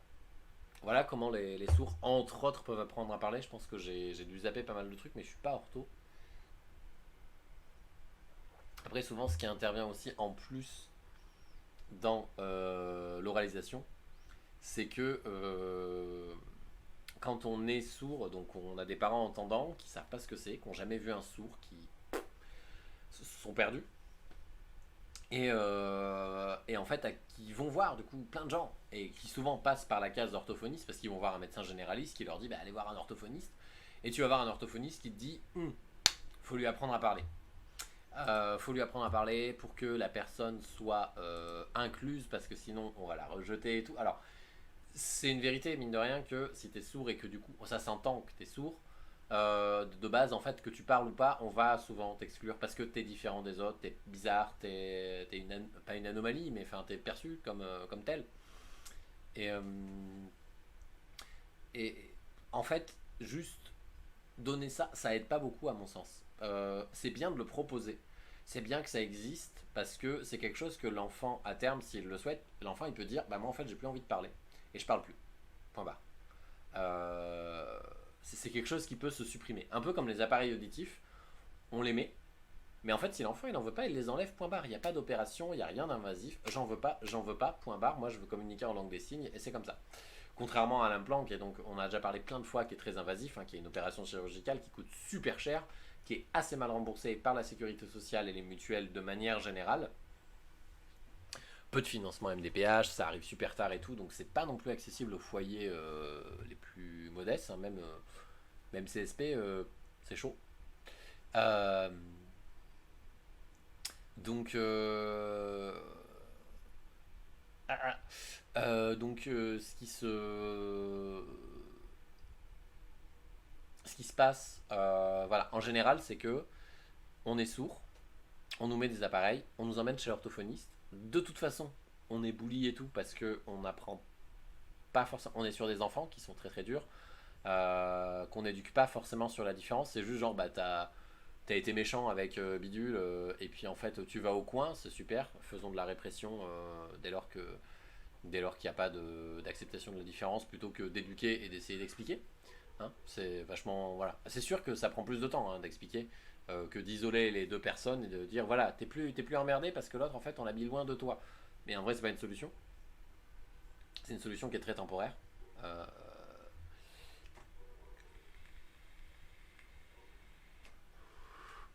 et du coup, en fait, voilà, on se retrouve souvent avec des enfants qui quand même font de l'oralisation, des cours d'orthophonie pendant des années et des années. Et en fait, qui arrivent à 15-16 ans, qui se disent mais attends, là je peux peut-être être dans une école bilingue, je peux peut-être. Qui commencent à rencontrer des fois des sourds et tout, et qui découvrent la langue des signes et qui se disent merde, mais pourquoi on m'a pas montré ça plus tôt? Parce que du coup, imagine-toi retrouver enfin des gens qui te ressemblent, qui sont comme toi, alors que tu as quand même été exclu de la plupart des groupes sociaux pendant des années. Pardon. Et là d'un seul coup, paf, t'as des gens qui sont de ta communauté, qui sont comme toi. Sauf qu'en fait, tu peux pas communiquer avec eux. Parce qu'en fait, en 10 ans, 12 ans, 15 ans, 16 ans, 18 ans, tu n'as jamais appris la langue des signes. Et là, tu te retrouves à devoir l'apprendre. Et le temps d'apprendre et de communiquer un minimum, bah, ça prend quand même du temps. Même si tu t'y mets à fond, même si tu t'investis, t'as l'école à côté ou t'as le travail à côté, selon ton âge. T'as pas forcément l'occasion de pratiquer tout le temps parce que ta famille ne parle pas, etc. Donc tu te retrouves, en fait, à quand même avoir du retard et à quand même être exclu par des gens, enfin volontairement ou non d'ailleurs, par des gens qui au final te ressemblaient. Donc c'est quand même super dur parce que tu te sens exclu de partout, quoi. En tout cas, ce que je dis là, c'est le ressenti de la plupart des personnes sourdes avec qui j'ai pu communiquer et de ce que j'en vois aussi sur Internet globalement.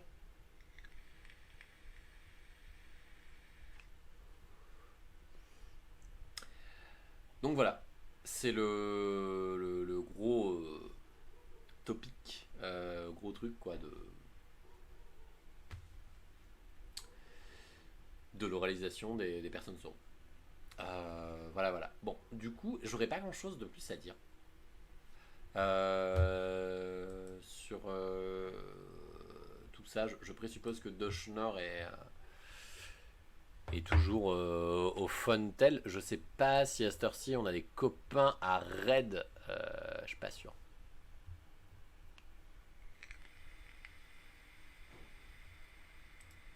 Il y a OP. Il y a OP qui stream. OP qui est quand même assez cool. Bah, je pense qu'on va.